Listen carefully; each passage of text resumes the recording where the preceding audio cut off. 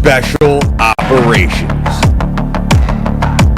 Covert Ops, Espionage, The Team House, with your hosts, Jack Murphy and David Park.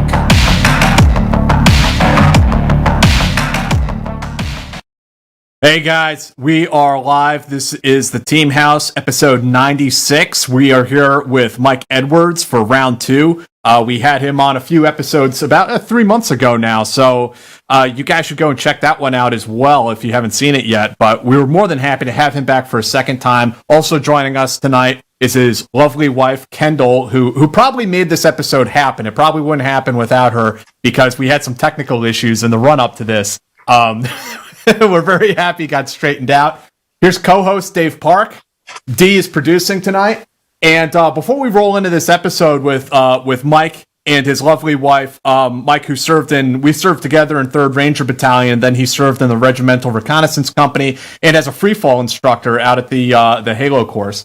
But before we get into all of that, I think we have a word from our sponsors. Yeah, we have a great sponsor tonight, and it's really good. So our sponsor tonight is BOIKEY'S. That's BOIKEY'S, and it's biltong. Now, I don't know if you guys have heard of biltong, but it's basically, in a way, the South African it's really good version of beef jerky, but it's better than beef jerky. Beef jerky is kind of slow cooked and dehydrated, where biltong is kind of cured. It's very tender, and the founder of biltong or of BOIKEY'S is actually Tim Stapleton, who was a professional hockey player. So I imagine the reason he created his own brand of biltong instead of beef jerky. It's on the go. All of his buddies were hungry. They're like, we're hungry, but we're hockey players where you have no teeth, and beef jerky is just, so rough, and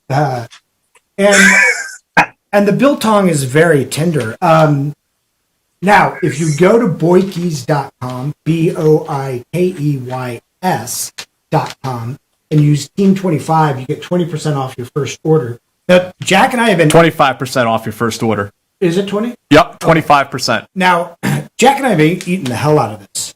They have their regular, and then they have their chili. Do you have a preference? I like the chili. Yeah, I like the chili too. The regular is really good. There are no preservatives in it other than vinegar and salt. There's no sugar, more protein than beef jerky, less sodium. Again, no sugar. You guys should try this out. Have you guys had biltong? I haven't tried it yet. I've heard of probably a different version of it before from foreign guys overseas, but I've never actually had it before. Yeah, and if hockey players don't have a lot of teeth sometimes, because they get in fights. So if it's tender and it works for them, it should work for us. Exactly. It melts in your mouth. So if you have tender teeth or you just crave some good protein, there's, I think, like 32 grams of protein per. Dang. Yeah. That's good. Yeah, it's good. But anyway, try this out. It really is delicious.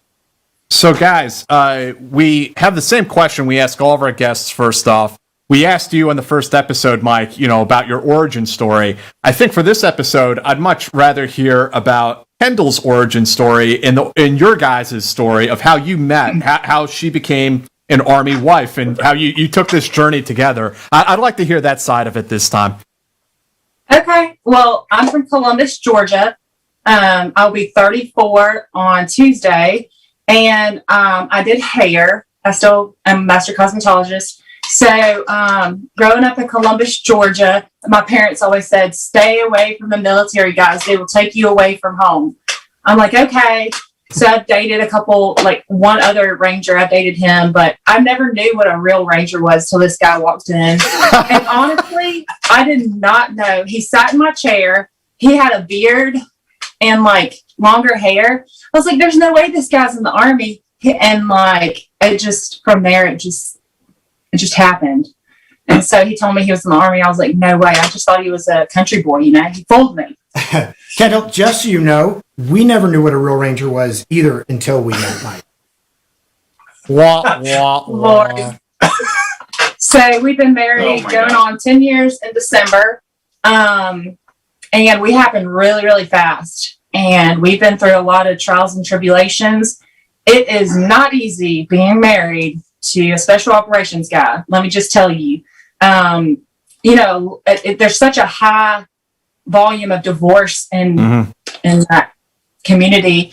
And I'm a warrior to keep on going. And God also has helped me through it, prayers. And, so I give it to the glory to God on that one. And so, especially when he retired, going through the VA system, it was a rigmarole, to say the least. And I just remember there was paperwork got all messed up or whatever, but I've seen this guy he's a bad to the bone guy. I'll say that. I'm glad to be married to a Ranger, and I feel protected. That's for sure. Did he ask you out at the first time how did that happen? He just sat down in your chair and you put your hands on his curly locks. So what had happened was he first came in, he didn't say any of that. And I was dating somebody else at the time, and he just started talking. Okay, I'm going to get real. I'm going to be I'm an honest person, but he's like, yeah, it's just so hard to date around here. These girls, there's something. So I was honestly going to set him up with my friend Rachel, and it really honestly never worked. They never went out. They never talked. And then he saw we were Facebook friends. And so Facebook gets a lot of negative, but I'm going to say it helped me out. We got together on Facebook because he saw I was going I was single. So he hit me up and he's like, hey girl, do you do private haircuts? Kid you not. And I'm like, I don't really know this dude that well. So anyways, we all went to eat Mexican, and I just remember he came, my sister and a few other people, and my sister was like, he just is into you so much. So anyways, I ended up giving him that private haircut, and he came in the garage, and I just remember him taking his shirt off. And y'all, this is when, not that he's not still muscular, but he was in RRC and he was shredded, and I'm licking I've never been with a real man before this. Now, I think what Jack wants to know is Rachel still single? Say that one more time. Rachel, that was your friend that you were going to set him up with? Yeah. Yeah. We're asking for Jack. Is Rachel still single? No, my question was, do we have any? Now. I was going to ask if we have shirtless pictures of Mike that I can add to my personal collection. No, but that I don't know. That's a little weird. Y'all, this is when he used to drive when we were dating. His muscles right here, y'all. You think Papa? I mean, it was just I was just over here drooling, God, he got me. He got me. So what did your parents think? Did they think were they against it because they thought he was going to take you away? Well, we happened really, really fast, and when I told, I'll add a little bit into that. So we met, and I was getting ready to deploy again. So we hung out. She came, gave me a haircut, and then we stayed in touch over email and stuff. So I'd email her from time to time. He couldn't get while I was overseas, and then kept talking to her throughout that. Came back from that deployment. I was at the time I think I was a single E8. Making tons of money and nothing to spend it on. Okay, I was E7.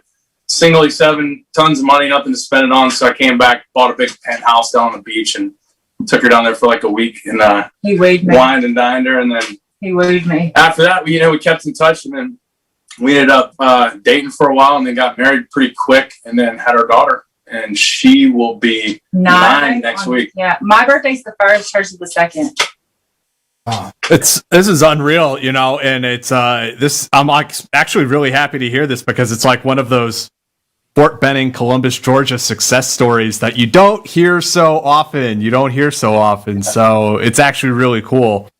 And I would be interested to ask you, both of you, but especially Kendall, there's something about Army wives that I didn't really understand myself until I got out of the military and doing, as a reporter, I interview so many people, including military wives. And I had a Special Forces wife tell me, when you're an SF wife, and I'm sure it's a Ranger wife also, there's so much you have to do because you have to be the mother and the father and also everything else in between. I just wonder if you could comment, especially as a mother, as a wife, and everything else you have going on in life. I mean, how was that? How were you able to manage all of those things together, all these different roles? Well, you learn really fast. Like, crap always hits the fan when your man's deployed. I mean, you got to take care of a bill. You call. Well, is Mr. Edwards available to say that you can speak? No, he's not. He's deployed. Like, you run into several issues. And so that's one thing.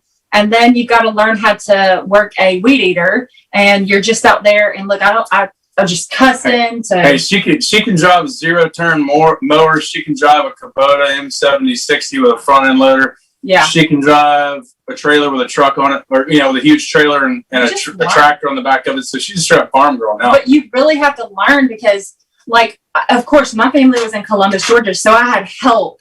But when we moved to Yuma, Arizona, I had really nobody. And, like, his schedule was so busy or whatever. So it was really hard for the first time being without my family. Well, how long were we out there? Like 4 years? 3.5. 3.5. It felt like 4, y'all. Anyways, so, I'm just used to doing things myself instead of asking for people to help me out. And, like, loading groceries. And people ask if I need help. I'm like, no, I got this. And I know it doesn't look like I lift weights. I got it, bro. I'm a farm girl, So. It's interesting because, I was married twice while I was in the military, and I think that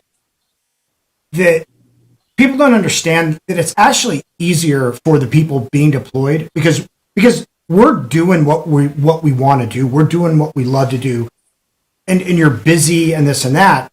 You're not the person that is home, still trying to hold down the fort, maintain the life, worry, about their safety and welfare. You're out there living the life. Meanwhile, the family's back home. Like, they don't. Is he alive? Is he dead? Is he on a mission? Yeah. Is he in the base? That was the hard part. Yeah. That's the key thing too, because like for us, there's times where I couldn't call home the entire time, and it was like we had Wi-Fi, so I could iMessage over the iPad. But that's about it. But yeah, I mean, you're right. We get the fun side of the game. We're over there hunting down and killing bad guys, or the dream job that we ended up doing. And then we don't really necessarily, especially when we're young, we don't think about the consequences that come with that. And we're back home, like, sick on our stomach or having a virus, and we still have to take the kids to school. It's like, oh, suck it up, Buttercup. And I will say a lot of it, like, their mentality is, y'all's mentality, take a pill, drink some water and have ibuprofen, get over it. It's really hard as a military wife when your husband has that mindset is, like, it's hard when you don't have compassion, and that's been a lot of our struggles we've had. Yeah. So, but I think he's getting it. But I've been there for him, and like I will continue to be there for him through thick and thin. That's what I took that vow for. Yeah, she's got my back. That's for sure. She's definitely a Ranger wife. Something bad happened, I had to take somebody out. She'd help me hide the body. So I know she's got my back. She's loyal. Listen, though, let's not go there. No, I don't want that. Let's not cross that bridge till we have to. Yeah, because I don't want to. She's my partner in crime, though. But she's definitely got my back. But you're right; it makes it easier because we don't have to worry about bills. Not just her, my mom too. When I was single, my mom took care of all my bills for me while I was gone. I'd give her a power of attorney and then I'd take off and never have to think about anything. It's like we got to go on a vacation. That's the way I looked at deployment. It's like a vacation. You're over there crushing the gym, eating amazing food. Sometimes in crappy locations, but being able to pick what you eat and choose when you eat, and then just going out hunting bad guys and then just working out constantly. Yeah, no wonder they get to come home. They'll get buff or whatever, and we're still having that baby bump, trying to go away. Yeah, it's kind of out of curiosity. I have to know your first impression, the first time you hung out with his buddies, your first night out with the Rangers. Well, Team 3. Well, yeah, Team 3. There wasn't a whole lot of wives on that team, and I wondered why. And it was because they were always go, go, go, busy. They didn't have time for it. So these guys, they all were in phenomenal shape, just athletic and very smart guys. So they weren't drunk? I never knew this existed, Yeah, they weren't drunk the first time you hung out with them? No, they weren't Ranger Battalion privates. These were by this time, E6s, E7s. Right. Yeah, and when we met and started dating, I was already in RRC, so it was like really late in my career. Yeah. So yeah, I mean, everybody that she's meeting is E7s or E8s, you know, for the most part, and real professional guys. Yeah, we had some drinks and had a good time, but we all real professional about it because you know you had a lot more risk at that point in time. Yeah. Yeah. Yeah. I didn't see any bad behavior there. Fortunate. Here we got a question for you, I think, Mike. Unless you want to take this, Kendall, since you're a farm girl. Did you guys train in print and blood tracking? I guess she's talking about like tactical tracking. If so, did you ever use that skill during your career? Yeah, we did. We did train in the tracking stuff. We actually got a really cool school out in Hawaii on the Big Island called TTOS, Tactical Tracking Operations School. And it's really cool. The reason they do it on the Big Island because you could track in like a savanna grassland type environment, track in the tropical rainforest. You can track in a desert type environment, and then also like really rocky terrain. And I did use that a lot actually. People probably didn't know it, but you know, learning how to pick up tracks and stuff like that. You know, we later in the war we started having issues with IEDs or pressure plates. Guys were walking in.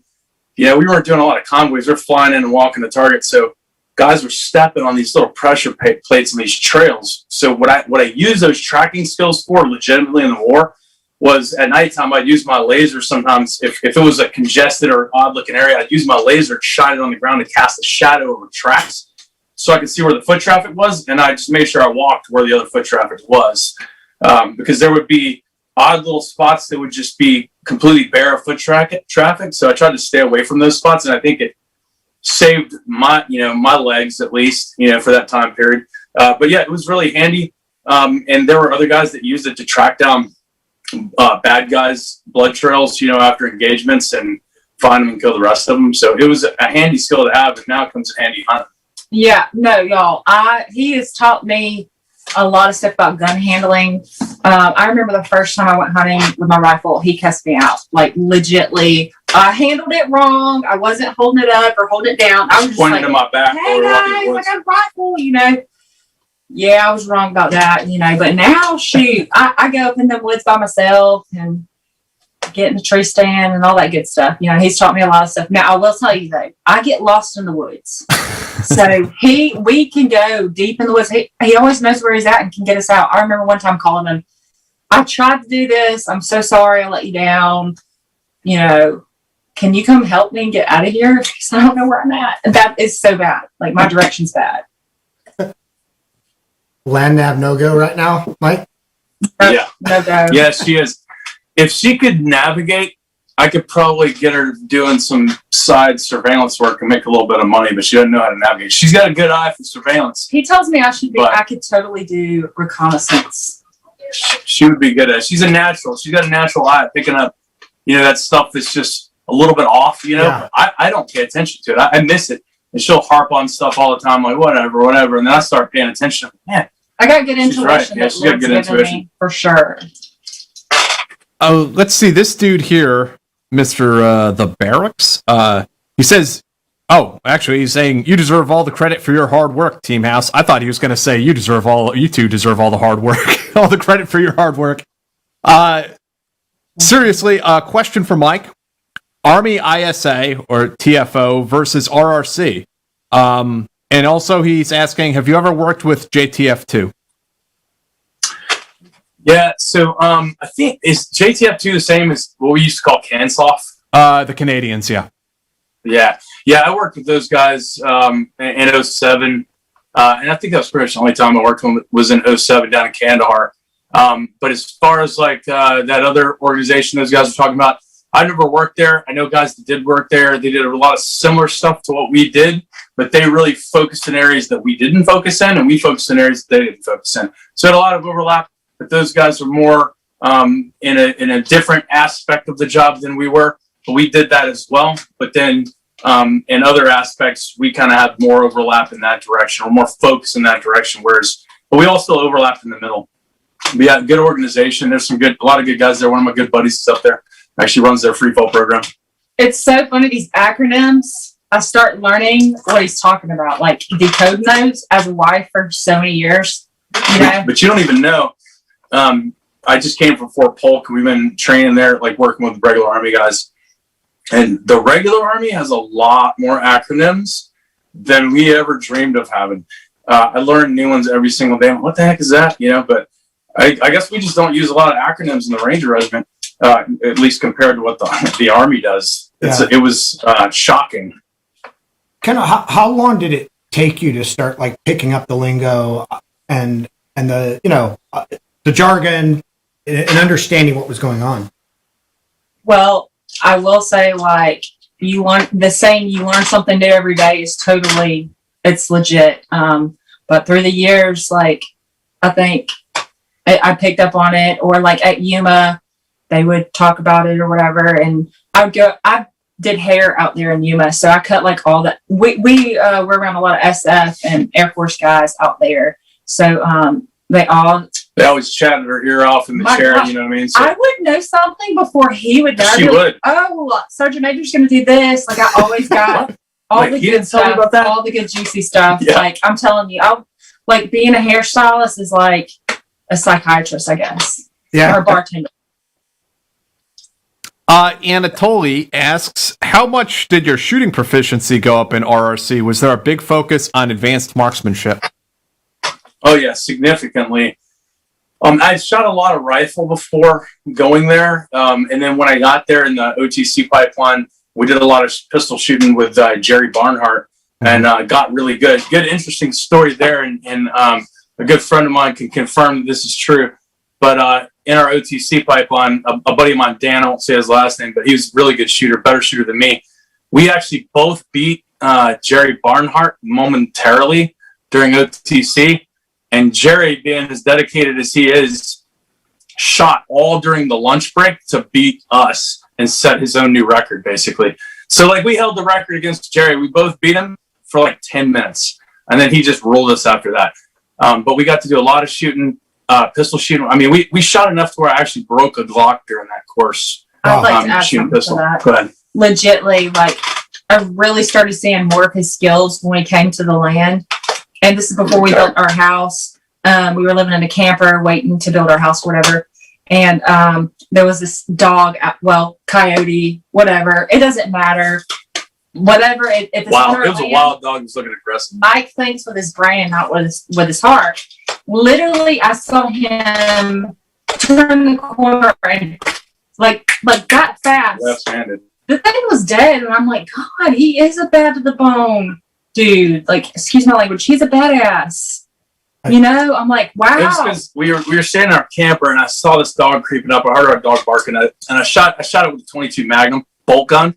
But I'm a righty, and I shot it left-handed because I knew if I exposed myself, it would bolt. So I just popped out, and I had to be pretty quick because he had already gotten away once. But he didn't get away that time. He's taught me too, like when he's on business trips and stuff. I've had to get the AR and pop a dog, and I didn't want to. I love dogs now. He's like, if you can't kill a dog, you can't kill somebody that's intruding. Let this be a warning. Yes, I can. Humans intend me harm if they're coming into my house. I will drop you. But a dog, my heart's for dogs anyways. Well, that's the only thing about living out in the country is I think there's people that drop off problem dogs, lots of pit bulls, and they're extremely aggressive. And they'll come up and start attacking our dogs or our animals, and then we try to run them off, and eventually you just got to take care of business. But I jammed an AR. I don't know how you do that. I mean, he's never taught me how to shoot and like with moving targets. But I did get that dog in the paw, and it ran into the woods, and Mike came home 3 days later and found it and took care of it. But I mean, I've had to learn how to do tough things. Like, I've had to learn how to ranger up, y'all. I believe it. And, because of your accent or your Southern charm there, I think that a lot of people would kind of assume that you're from the country, but Columbus, Georgia is not the country at all. Totally. I was a city girl. Okay. I was like, you're moving. First of all, you moved me to the desert. Okay. Yuma, Arizona, middle of nowhere. There's some Area 51 kind of stuff going on out there. Like, Mexico's 25 minutes away? Yeah, roughly. Hey, it's hot, y'all. It's so hot. And then he moves me back to the middle of nowhere. And I'm like, at first, I was really mad about it. But then I start seeing what's going on in the world. And like, that's my safe oasis. And I love it. It is you guys ever need a trip, you got to come visit us. You get rejuvenated out there. Rewind, realigned.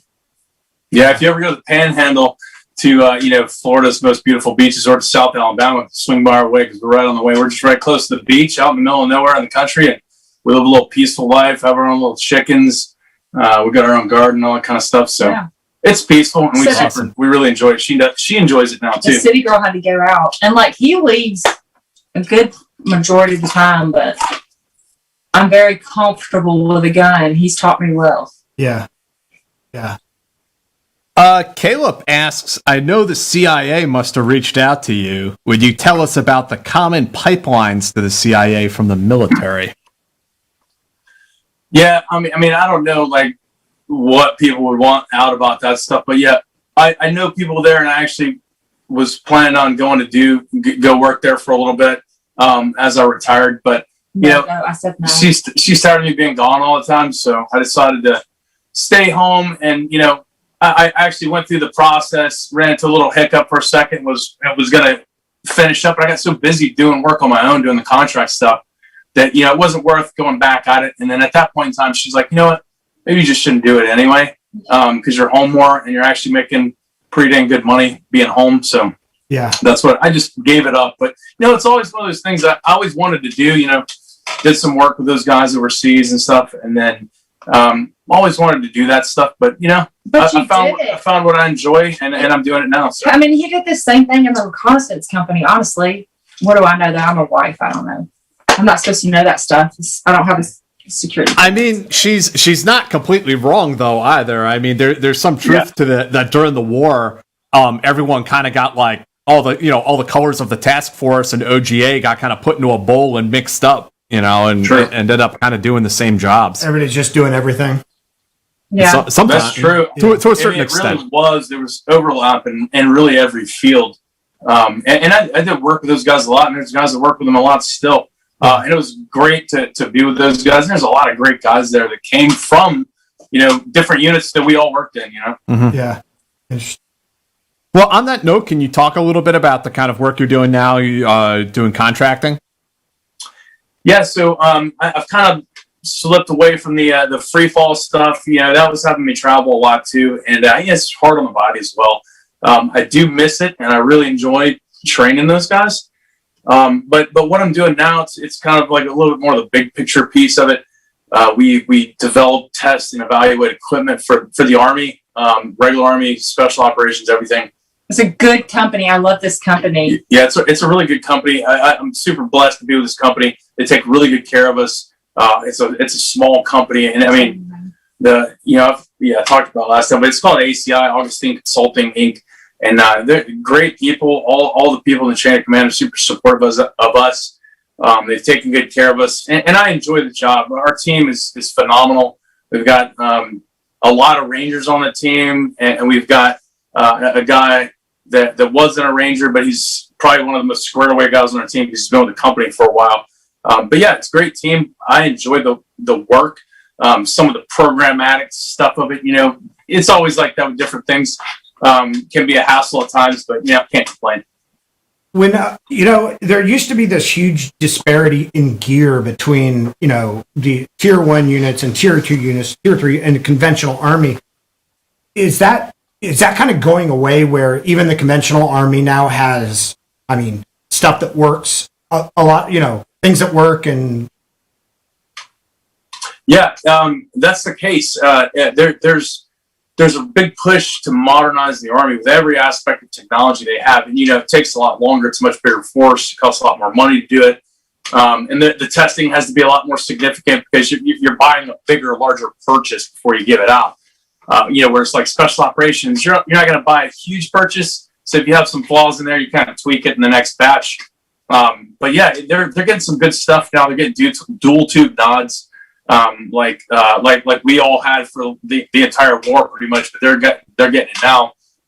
Some really good technology that's above and beyond what we even had in soft when I was there. I'm sure they have something similar now, but really good stuff. They're getting some great technology. The Army's spending its money in the right spots to try to sort these guys out and get them the best kit. They're starting to get better body armor.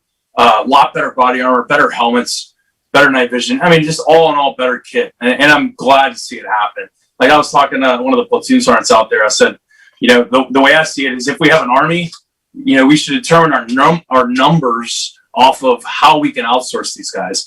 Because, special operations, it costs more to train us to get us to that level. So you want to protect us and give us the best kit. But is my life any more valuable than this regular Army dude that's in 82nd Airborne or whatever? No, it's not. That guy deserves just as good a kit as that we have. Fighting the same war. So if we have an Army that's so big that we can't give all these guys the greatest equipment, then we should probably slim it down and actually have a more fit, more elite, more squared away Army as a whole, rather than a ton of people that are running around on ragtag equipment. That's my opinion. Alejandro says, I was talking with Felipe P. He wanted me to ask you to tell the story about the walk to your objective on the first FTX and OTC RTC minus the SEER part. How lost were y'all?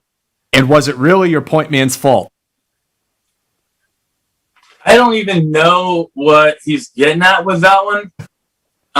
Just TBI, he's forgetting. Yeah, but I do know it was a crappy walk, and it was that was the one he's talking about was in the summertime. I'm thinking more of the wintertime.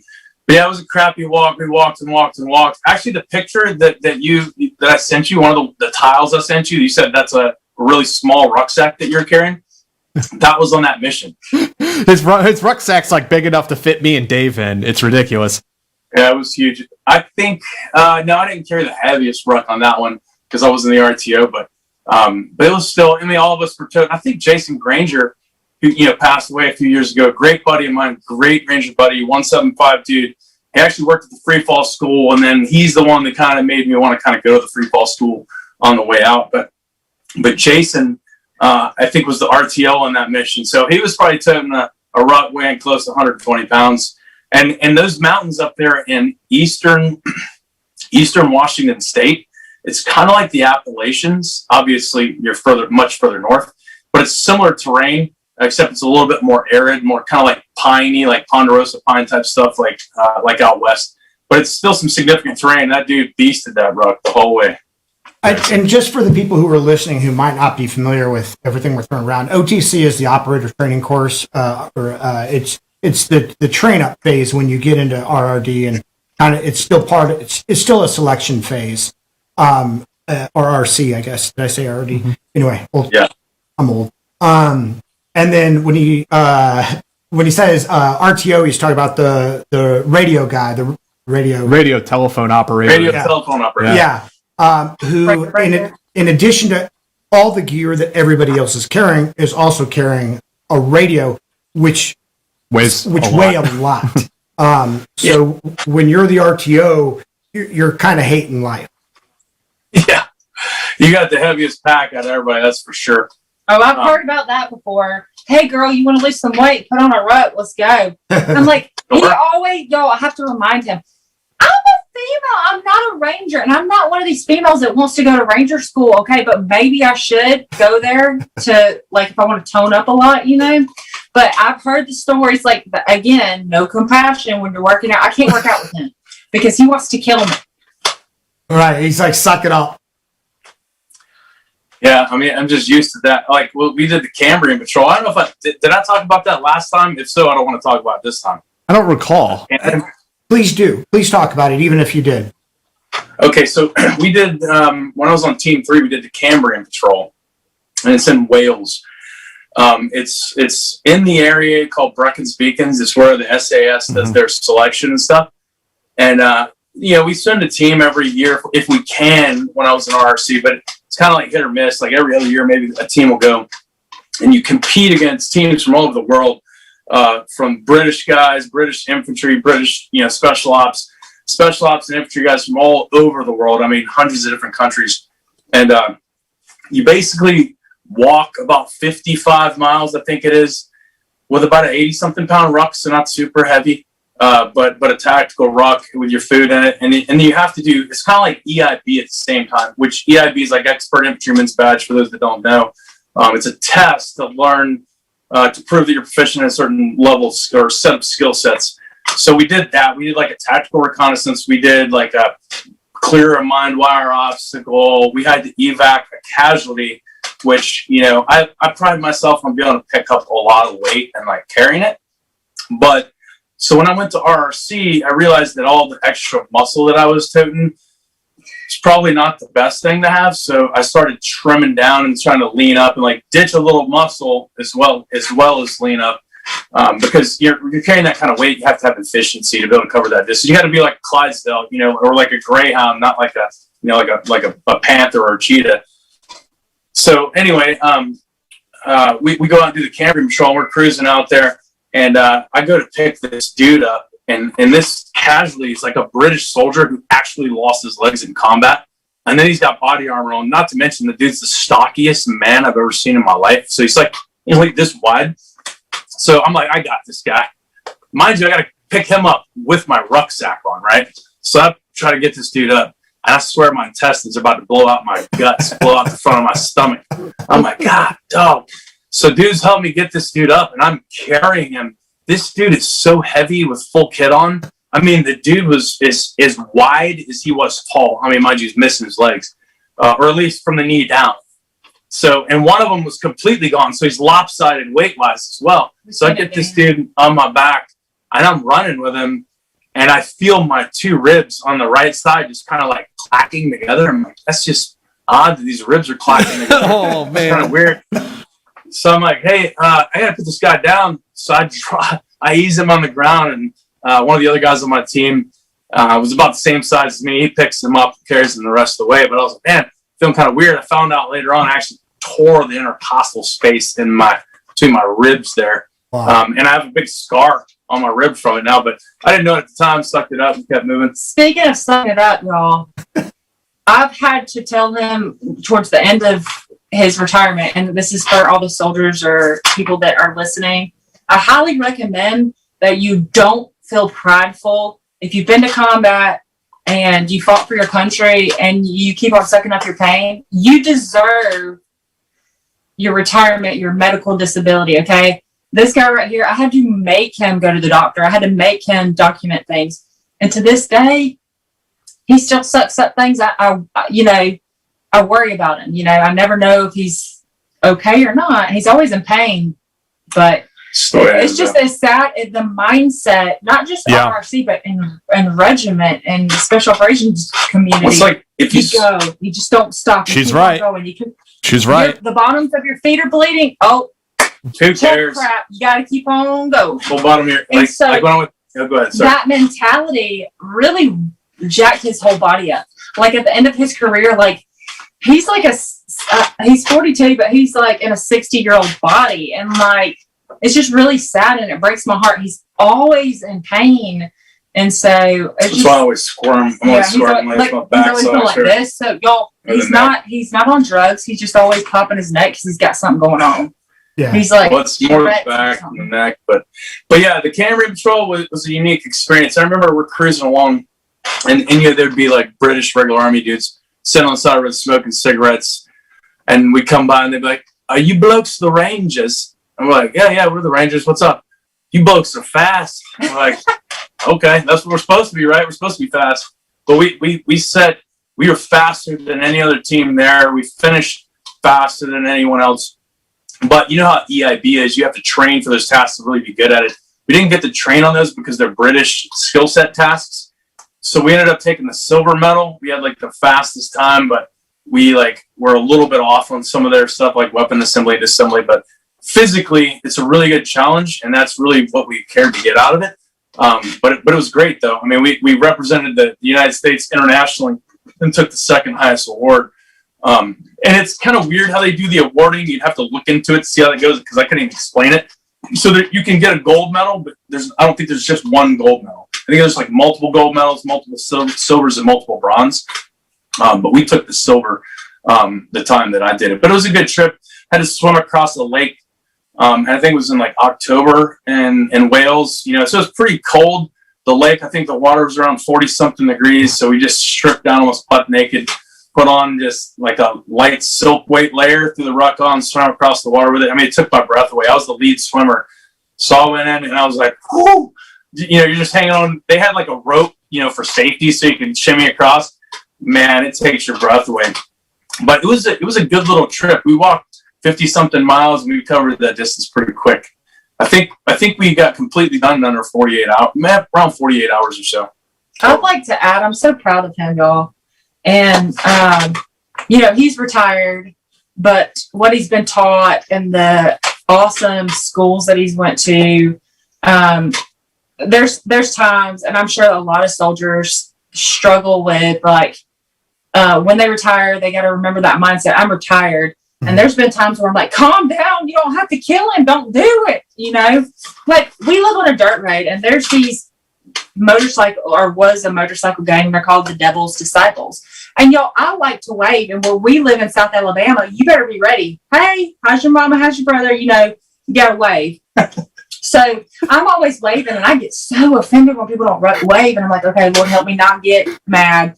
But like, there's this particular guy, and they think they're all that in a bag of chips. And deep down, I'm like, if they only knew, this, so he kind of keeps that suppressed, and I'm just, like I said, I'm so proud of him. I don't know if y'all know that he's got a Silver Star, Purple Heart, and some bronze. Yeah, I'm going there. He didn't like to say that. He gets so embarrassed, but I really am. I'm proud of him. And like, I know, like, Navy SEALs get to write books and get to talk about their experiences. And I know Regiment hadn't really went there yet. So I'm just hopeful for the day that he can talk about some of this stuff and go deep. Me too, Kendall. And I don't want to embarrass Mike. I'll just say, you're emblematic of the professional soldiers that you find in the Ranger Regiment. And I was very lucky to work with you and with all the other guys that were there in battalion. And you kept me alive. I'm here today because of you guys. So thank you, Kendall. What? Yeah, you're welcome, dude. And I enjoy working with you guys, man. I couldn't have done it that whole career, dude. It's just, you have ultimate, and that's one of the notes. I was kind of like trying to think about some notes like that I wanted to talk about. But one of the key things is like the consummate professional, man, in the Ranger Battalion, like S1, the cooks, the parachute riggers. I don't care who it is. Like, you name the most different oddball job. If I need something from that guy, the guy's going to perform, and he's going to get it to me ASAP, as fast as humanly possible. And you can count on that there. Yeah, when I went out to Yuma, out to the free fall school, there were a lot of guys that still were like that, but there was a lot that were not, and it surprised the heck out of me. Mm-hmm. And I see now that, some of these programs, and I'm having involvement with regular Army and stuff now, and I'm seeing a lot of that, and it's totally different. And I couldn't have stayed in the military with what's going on in the military nowadays. I mean, they're like trying to teach everyone, what their race is and how to respect other people's races, which we already did. I've never seen racism in my military career. I didn't think there was a problem with it. And like, in Ranger Battalion, there's like tons of country boys. If there's any place that would be racist, it could be that place. But we all got along. We loved each other like brothers, man. Mm-hmm. It didn't matter what color you are. No one cares about that stuff. And that stuff, I believe, doesn't exist in the military. And now you've got, some crazy people out there kind of pushing that stuff down the necks. I've talked to some of my buddies who are sergeant majors trying to retire, and they're like, man, I don't know if I'm going to make it to 20 years, man. The stuff that's being pushed within the military, and they can't speak out about it. So that's why I'm speaking out about it. But that stuff that's being pushed, man, it's a radical agenda that's going to do nothing but undermine the military, in my opinion.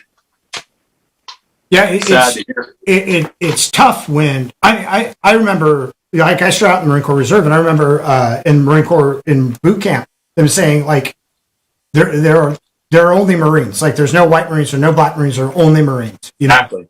And I saw a lot of that throughout my time in the military, and at Ranger Battalion too. Like you said, like, we had guys who had more shoes at Ranger Battalion, 2 pairs of boots and a pair of running shoes, whatever, and a pair of dress shoes. That's more shoes than they'd ever owned. Yeah. I mean, that's what it was for me, man. I mean, shoot, we didn't even wear shoes half the time. But yeah, man, I don't know where things are going, and it's not really looking like it's heading in the right direction. Hopefully somebody snatches a knot in some stuff before too. I mean, they want to talk about taking away guns and stuff now too. That's one thing, one of my buddies asked me, they're like, hey man, they're talking about taking away our guns. Do you think we need to worry about that? I'm like, in Alabama? No, we don't need to worry about it. And when we do, we're going to stand up for our rights. Not to mention, I train a lot. I train with some of the cops in the area. Do a little bit of side work with those guys. I mean, they like me. They're not going to come try to take my guns. And if anybody did, I say come and take them if you want to try. It'd be the worst mistake you ever made. You know what I mean? Right. So anybody watching this who's thinking about it, don't think about it. Kendall, what for you? Like, was there? Obviously, there was Mike when he was deploying and Mike when he was home. Was there a Mike when he left the service? Was there a period of time where it was like where he felt different or he seemed different because he didn't have that, adrenaline and that purpose and everything? Honestly, I'm just now seeing that Mike, like he doesn't know how to to retire. I believe like he's been taught so much that is instilled with him. I feel like I call him, I'm just going to be honest. I'm like, stop being a robot, like emotionless.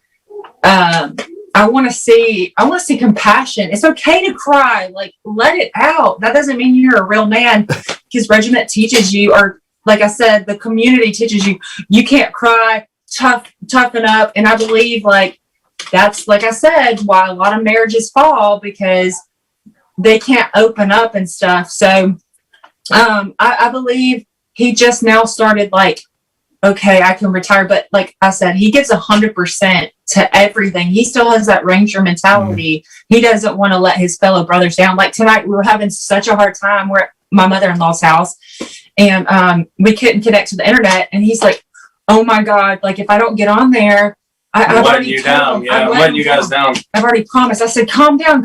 It's going to be okay." He just. That's the way it is, though. Honestly, yeah. I feel like he's always given his brothers and the military 100%, and he's still trying to learn how to give me as a family 100%. He's a good father and a good husband and a great provider and a hard worker, and I see that. But marriage is hard and it's not easy. And like I said, I give it all to God, because God helps me be patient and sit back and have the tools that I need, especially with traumatic brain injuries and stuff. He has times where the average person that is just ignorant pisses him off, and I'm like, calm down. Oh, I remember this. Can I tell him that one time we were on the road? No. Okay. I was out of character for me, but no, I mean, I just, Anyway, somebody tried to run me off the road, and I was driving, before I knew it, windows down, guns out, Oh, yeah. I was like, we ain't playing this crap. You're going to get the heck out. And they got out of our way, too. Yeah, they did. Mike. They did. But I just was like, so explain that. I was at the TBI clinic getting checked out for TBI, and they took me off the 2 meds that I was on, which was Adderall and Ambien for bedtime. And they're like, by the time you live here, you're going to just be we're going to streamline your meds. Yeah, they're like, we're going to streamline your meds so you won't be on as much meds. We can rule out what's causing your pain, mental issues, and stuff like that. So when I leave there, I'm on 16 meds. I have a brown paper bag this big. And they put me on antidepressants. Which makes him depressed. Which make me depressed, because I'm never depressed, you know what I mean? So they have an antidepressants, and I was just sucking, man. And so as soon as but you're not supposed to cold turkey quit taking those. So when I came out, I just threw them in the trash can and never took them again. And so I was a little off my rocker when that issue happened, and I probably wouldn't have done that normally, but I ended up, rectifying a situation. Yeah. But I mean, these people legitimately were trying to run us off the road. I have no clue why. They almost rammed our car 3 times. We went in the ditch. Our daughter's sleeping in the back. It's 10, 11 o'clock at night. I was like, I'm done with this crap. And I was in the passenger seat, so I just it happens so fast. But I will say, I wish there was more of a community out there for guys who suffer from TBI, traumatic brain injury, over pressure. What is it called when you overpressure blast injuries? From doing demos. Yeah, that stuff. The guns that you guys shoot and stuff like that. It's toxic, and I really wish there was a program out there to take it serious and detox him 100% from all this stuff. Because he has lots of nerve problems. And I'll say this, the war's over, but yet it's not over in his mind because his body hurts all the time. And it's just a constant, I'm ready for him to feel joy. I think that I'm going to talk on a deep level about that. Like, that is the hardest thing, is the pain that he's in all the time. From the time he gets out of bed, he literally walks, like, to get going, he's stiff and he walks like an old man. And it breaks my heart. And it's like, people forget about these guys. And number one, he still doesn't have time to go to a doctor. Then getting a VA appointment, that's I will. I'll introduce you to some people if you're interested, Mike. And hell, I'll just say it out here because it's not some sort of secret. My buddy Todd Apolsky, who is a Recon Marine, he did a stint in the unit. Also, he runs a retreat for veterans down in Costa Rica, and you can go down there, and he teaches like every PT, meditation, all that different kind of stuff. But there are programs out there. There are things you can do. Hit the little reset button. Yeah. Yeah, there's another thing too, and I'll mention his name because I think it would help him out. And you know him, Miles Grantham. Oh yeah. Miles is doing some good stuff. He's been doing a lot of good stuff for the SEAL community, and he's getting the Rangers involved into it, like SF guys as well. But he's doing a lot of good stuff there. It's some of that stuff. It's all up on that fringe there, but it actually helps guys out. And I've tried some stuff out in different programs, and definitely helps me out a little bit. But there's a lot of stuff out there, and I'm definitely open to other options as well. Because, like she said, I'm just amped up trying to do good things, and then at the end of the day, the pain starts kicking in. It's hard to sleep at night when you got all that pain, and then waking up in the morning, everything's stiff, so it's even more painful. It's hard for you, Mike, and for a lot of guys, and I think anyone who serves in those kind of positions, to make that transition to civilian life where you were in a job where every decision you made was so important. If you screwed up, somebody could very well get killed. I mean, the stakes are so high. Now here we are in civilian life. What's the worst thing that happened to me today? We almost didn't get the internet up. That's the worst thing. Yeah. Okay, that sucks. But no one was going to die. No one was going to get hurt. Everything was going to be fine. It was going to be okay. Yeah, exactly right. But the nervous system, because it's been trained for so long, right. The nervous system still responds to that, in that way. And you talk about these people trying to run you off the road. That's kind of an extreme case. But even when you think about your job, like your answer to a threat was to eliminate them. Immediate death. Right. It's immediate death. I got told them, like, if you're a threat to me, there's only one type of threat, and that's the one that's going to end my life. Right. If you just want to fight me, that's not a threat, because I still got a chance to kill you. You know what I mean? But if you want to end my life, I have to end yours immediately before you end mine. You know what I mean? So it's those are immediate threats, and the only solution to that is to immediately neutralize it. And there's a lot of things in the civilian world that don't quite make that threshold. Right. But it's like, where do you put them? Where do you put that thing? Right. Do I redline on this thing, or do I just let it go? Right. So that's the hard part of it. And I worry about, I do help, calm him down. I really do. I worry about him when he's traveling, when he doesn't have me. Yeah. I'm like, oh Lord, please give him peace and calm, because it's not going to be good. And I do not want to bail him out of jail. Yeah. You know what I'm saying? Guys, a little bit, switch it up a little bit. Tell me, what are you drinking here tonight? I actually got some of my stepdad's liquor there. It's Old Forester. All right. It's kind of cheap, but it's actually pretty good. That's Old Forester. Oh, well, the second drink I made was Old Forester. And I just had regular Pepsi Zero. But my uncle, so we're here. We got a family reunion going on here, and a birthday. It's your my brother's birthday. 40. Happy birthday, Rob. Yeah, my brother Rob just turned 40. So we got his birthday. Her birthday's coming up on June 1st. My daughter's birthday will be June 2nd. He got him a young girl. I mean, I'm not young anymore, but I'm 9 years younger than him. So yeah, the birthdays are coming up, and I can't remember what I was going with that whole Sorry, my bad. He's ADD. What were you drinking, young lady? I'm just gonna say Pepsi Zero. And Old Forester. She's got her story. Mr. Dave? Oh, I'm drinking the same thing you are. This is Jeff Miller, a friend of ours, guest on the show a few times, retired Special Forces, Toxic Masculinity whiskey. Because everybody needs a little toxic masculinity. Is it good? Yeah, it is. It is. It's very good. Yeah, man. Hit me up with the link of that. I'll try out a bottle, man. Yeah, absolutely. Or at least buy one for some friends. I got a neighbor who's a really big whiskey connoisseur. I mean, like, you go to his place, you feel bad drinking the whiskey because every bottle's like 300 plus. Yeah. And I'm like, dude, man. He's like, oh, let's try this one out. He'll tell you the whole history on the thing. And you take a few sips off of it, and you're like, oh my gosh, this is delicious. He's like, yeah, they only get 1 or 2 bottles in the whole state every year. Wow. And he gets like the first call. I mean, he's got bottles of bourbon that are like $400 and something, man. He can keep that. Yeah. But he's a retired officer, though. So well, he can afford it. Exactly. Let's hit up a few more questions here. Brad's, I think, was next. Brad. What was the big change when RRD turned into RRC with funding and mission focus? I didn't really notice a change. It was technically still RRD when I got there, but by the time I got to the team, it was really kind of technically RRC at the time. So I think the biggest change was it was all enlisted. So the senior enlisted advisor was really like the commander, I think, like when I first got there. But then after that, when they made it a company, they put officers in charge. So we had a company commander.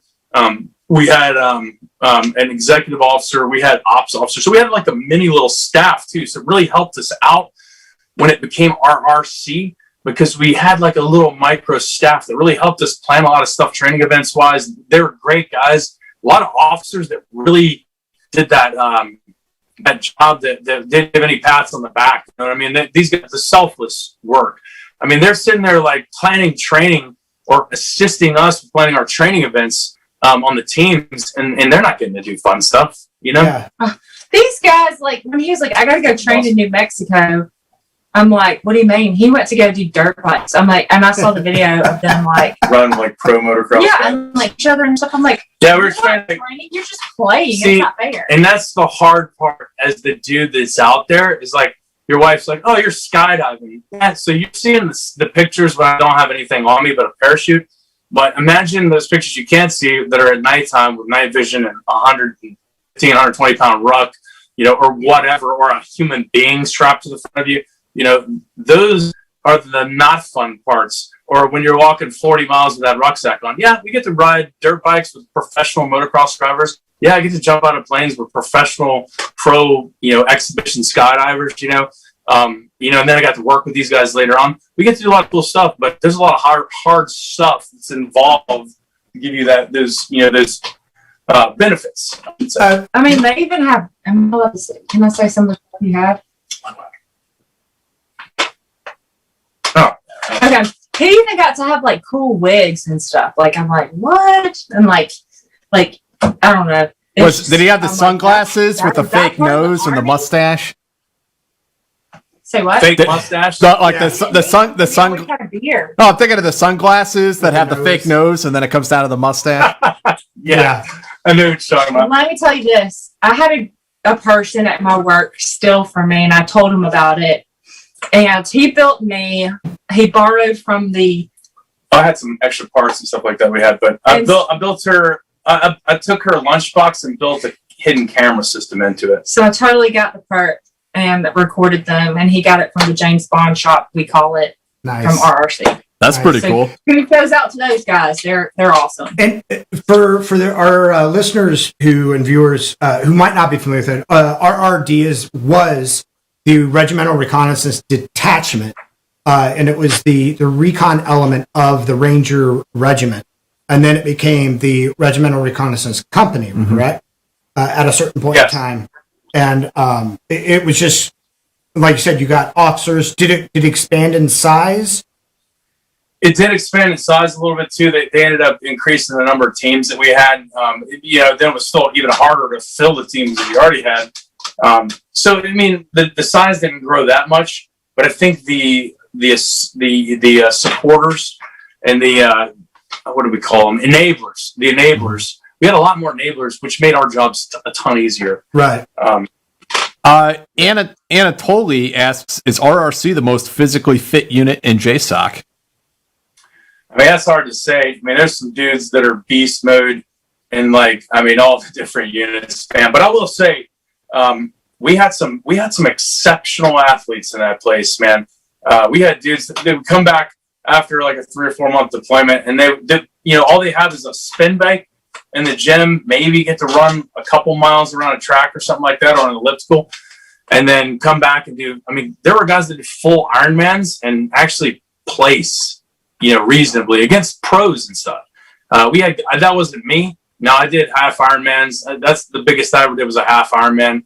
Did a lot of triathlons and stuff like that. You didn't have time. And I placed really well too, but there were guys that were much better than me. I mean, and I was, in good shape, really good shape. But there were guys in that company that were just absolute anomalies, man. I mean, there was a lot of guys like that. Danny, thank you. He asks, what are the roles on RRC teams like RTO, medic, etc.? So for us, we had a team sergeant, which is typically an E8, and then assistant team sergeant, which is typically an E7. But I did it as an E8. At that time we had excess guys, and rank wise. But then we had like a senior reconnaissance sergeant, which is like the number 3 guy. He's like the most knowledgeable guy outside of the team sergeant and the assistant team sergeant. Then after that, you got your RTO. You got to have that guy. You have a JTAC assigned, usually an Air Force guy. And then if you have any extra guys, you just put those guys. They're just recon sergeants. So they just do whatever the heck you need. And they could be an E7 and be the new guy on the team. And, they're just taking the trash when you tell them to take the trash. But for the most part, it wasn't like what I had heard about guys going up the road to Fort Bragg. Guys would go up there and it was like you're treated like garbage when you get to your team because you're the new guy. But they have a lot more new guys. In RRC, it wasn't really like that, at least on my team. You got to the new team, I was an E7 when I got to the team, and nobody treated me like garbage. You knew you were the new guy and you had to respect everyone else, but nobody really treated you like garbage. You were incorporated as one of the team right away. And now you'd be told if you're wrong or you needed to work on something, I mean, obviously, but you were treated like a family member, like right off the bat. What were the lowest? Was there a rank requirement when you went? What was the lowest rank that you guys had there?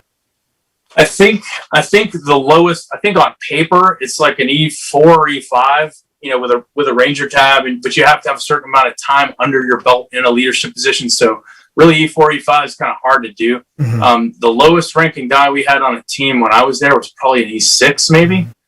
I mean, we definitely had a couple E6s on teams, and then we had a lot of E7s and a lot of E8s, but we ended up getting kind of top heavy there for a while. And the bad thing about that, with it being such a small unit, is when it got top heavy like that, they kind of had to we got some extra outside external pressure, push, kind of make guys move. That's why I went back and did the mortar platoon sergeant time over 3rd Ranger Battalion, which I didn't really think I wanted to do. But then after I did it, I really enjoyed it. It was actually one of the more, one of the bigger highlights of my career, actually. I didn't think it was going to be when I first did it. Jacob asks, what did you enjoy most about a reconnaissance-focused mission set with RRC versus a DA door-kicking mission like the other Rangers?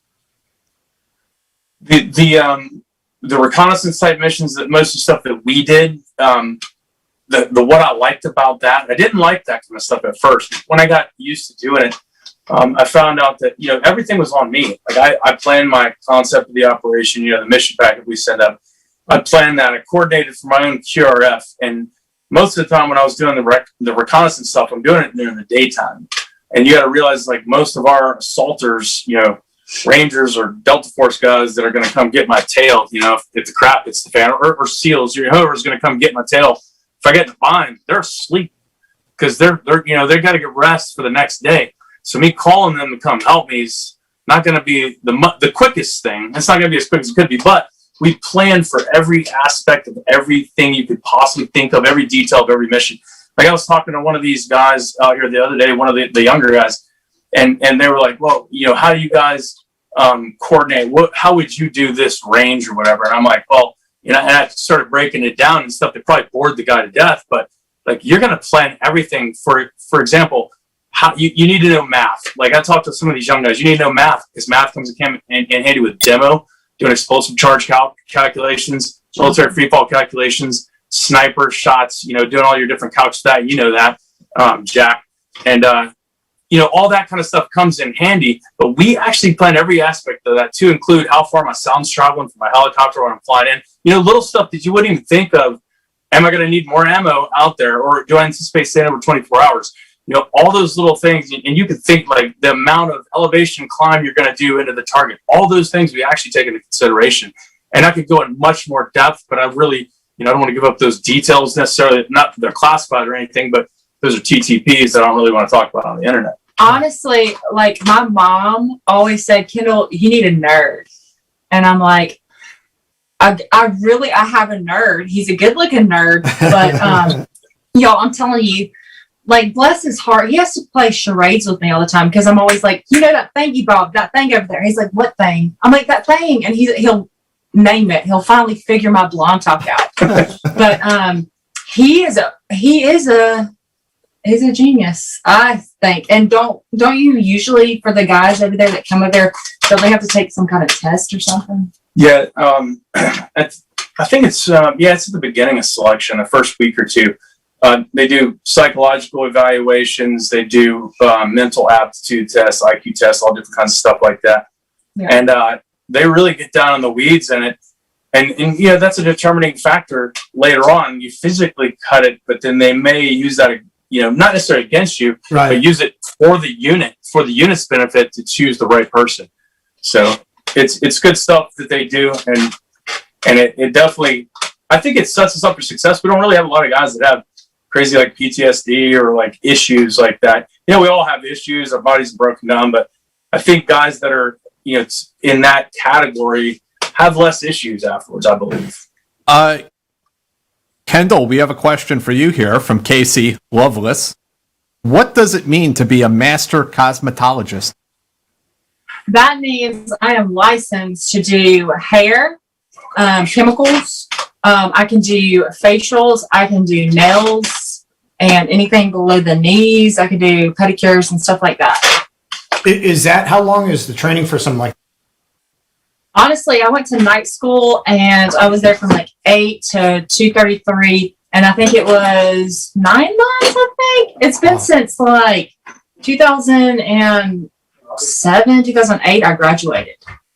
That's a lot of training. I mean, because everything's very regulated in that field, isn't it? Yeah, I've messed a whole lot of people up when I started. So let me tell you that. Like I have, it's the profession, and I've learned to really, especially females, they're psycho, man. I like to do cut hair is my specialty. Like I'm good in that field. God's given me a good gift. So I really specialize in cutting hair. I don't do nails or anything like that. So, and men are the easiest, let me tell you, no drama. So you've had women come in and they want to throw hands, or like how bad does it get? So let's say I have a woman comes in, she did a box color on her hair, and she's expecting you to make her look like, Jennifer Lopez or something. I'm like, listen here, you should have used that box dye. Okay, I can't do it. I can't like work a miracle on you, girl. And then you'll have people who want to go like white, like blonde, and they have like dark hair like Mike's, and it takes a couple of sessions so you keep the hair healthy, and it's just like women are psycho. So I ain't got time for all that. No. I can only imagine. Jackson asks, how rare were DA ops usually for you, either as an RRC team or attached to an SMU or Ranger unit? Do you miss kicking down doors at all, or was AFO just cooler? No, I actually really do miss the DA stuff. I mean, the DA stuff's super fun and cool. That's why every special operations unit out there has somewhere in it DA as their mission set, whether it be Navy SEALs, SF, whoever. It's in there somewhere, and everyone is going to choose in any way possible that route to get them to that mission set. You know what I mean? So it's a good mission set, and I really enjoy it. And I got to do a lot of it. I actually answered that question for one of these younger guys I was talking to the other day.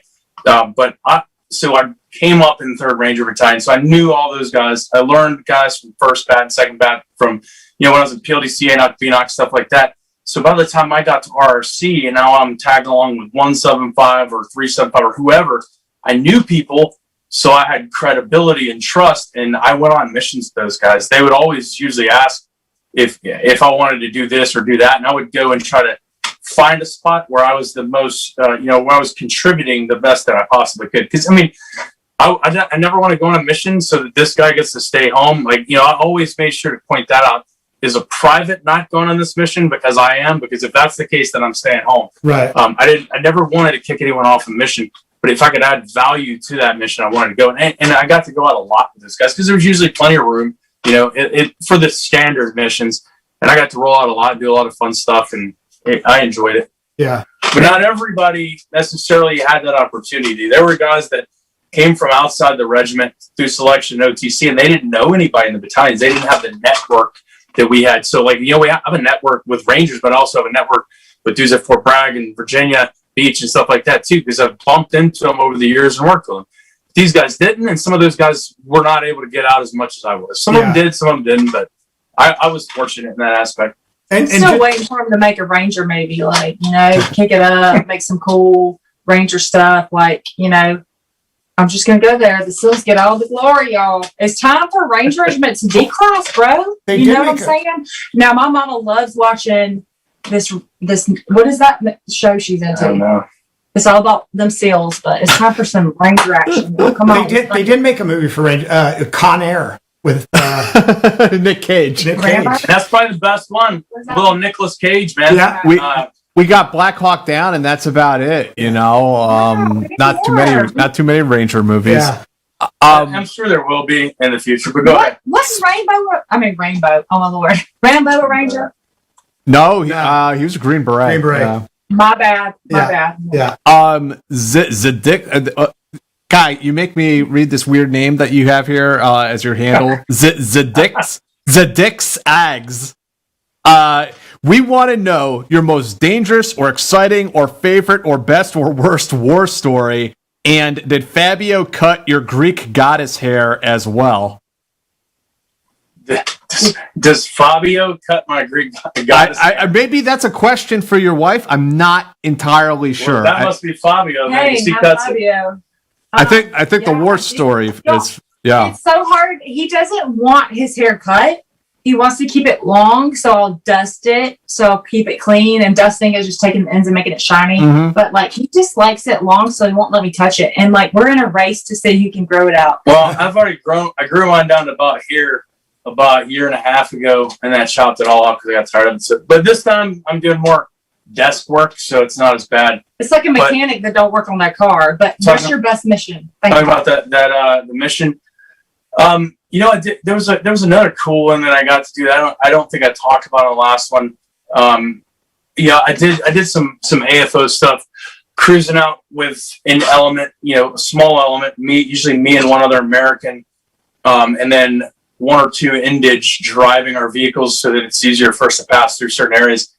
But we would go to bad guy houses prior to the assault force, just us. You're talking two actual shooters in the car.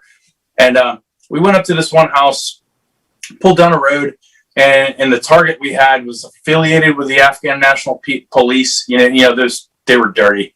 And the Afghan National Police, there was a bunch of them standing at the door wearing the Afghan National Police jackets, carrying AKs. And so we pulled in, and we figured we were going to have a confrontation with these guys. So they come up, our indige are talking to them so that we don't have to talk. So they don't even know we're in the vehicle. And I'm situated in the back. And this is one of those little Toyota vans. So we had it situated so in the back I could sit there in a jump seat. Nobody can see me. And I can hit this handle. The whole hatch comes up and I could come out there really fast tactically. So I was sitting in the jump seat in the back. And then anyway, these guys were like, we're calling the Taliban. They're going to come get you. And, we told them we were kind of just checking around the area for IEDs, but, it's not why we were really there. But anyway, so all of a sudden they're talking this. So we call back to the assault force. The assault force was 5 minutes down the road, staged, ready to rock. And we call back to them. We're like, hey, we're going to need your help because they're calling the Taliban. There's 2 or 3 done, guys with AKs here. We can probably handle that, but they're calling more, and we don't know how long it's going to be till they get there. So they're like, all right, cool, we're headed that way. So they're rolling. It's 5 minutes out. So 5 minutes is a long time when things start getting kind of tense. Mm-hmm.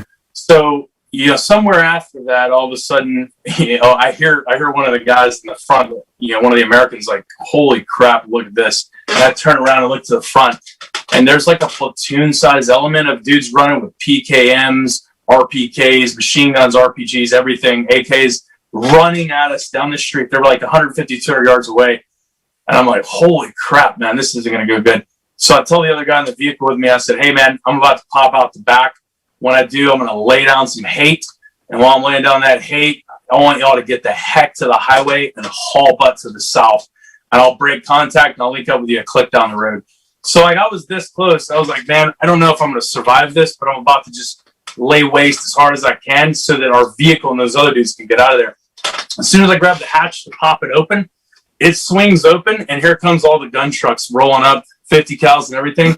And those dudes scatter like cockroaches now. But another similar mission to that, similar thing. We get up there, we get out of the vehicle, sneak around the house, determining what we need to determine before we go in there. And, it's always usually one or two guys with minimal firepower going up there trying to sneak. Well, we go up another house that had A&A guys or A&P guys guarding the front gate, and they come up gunned up, draw their guns up on our drivers. So they're, our drivers are legit Afghans. They live there, grew up there. So here I am in the back in the jump seat again, and they're talking, getting kind of aggressive with the Afghans.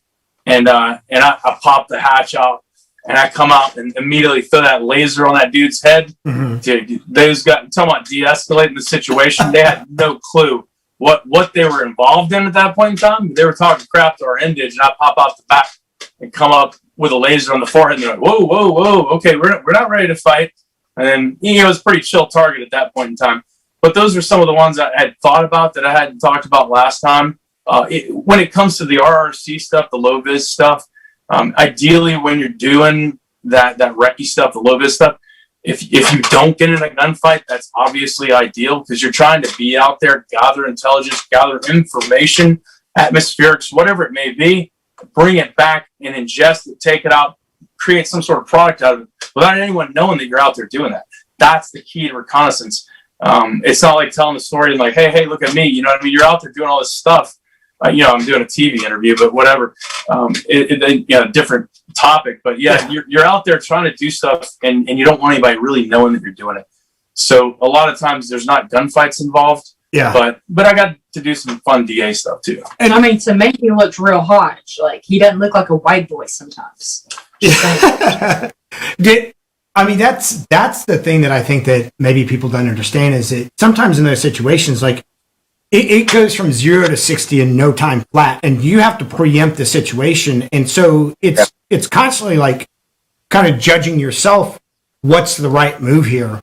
Maybe this would go away on its own, but if I wait for that to happen, maybe it escalates and it is out of our control before we can do anything.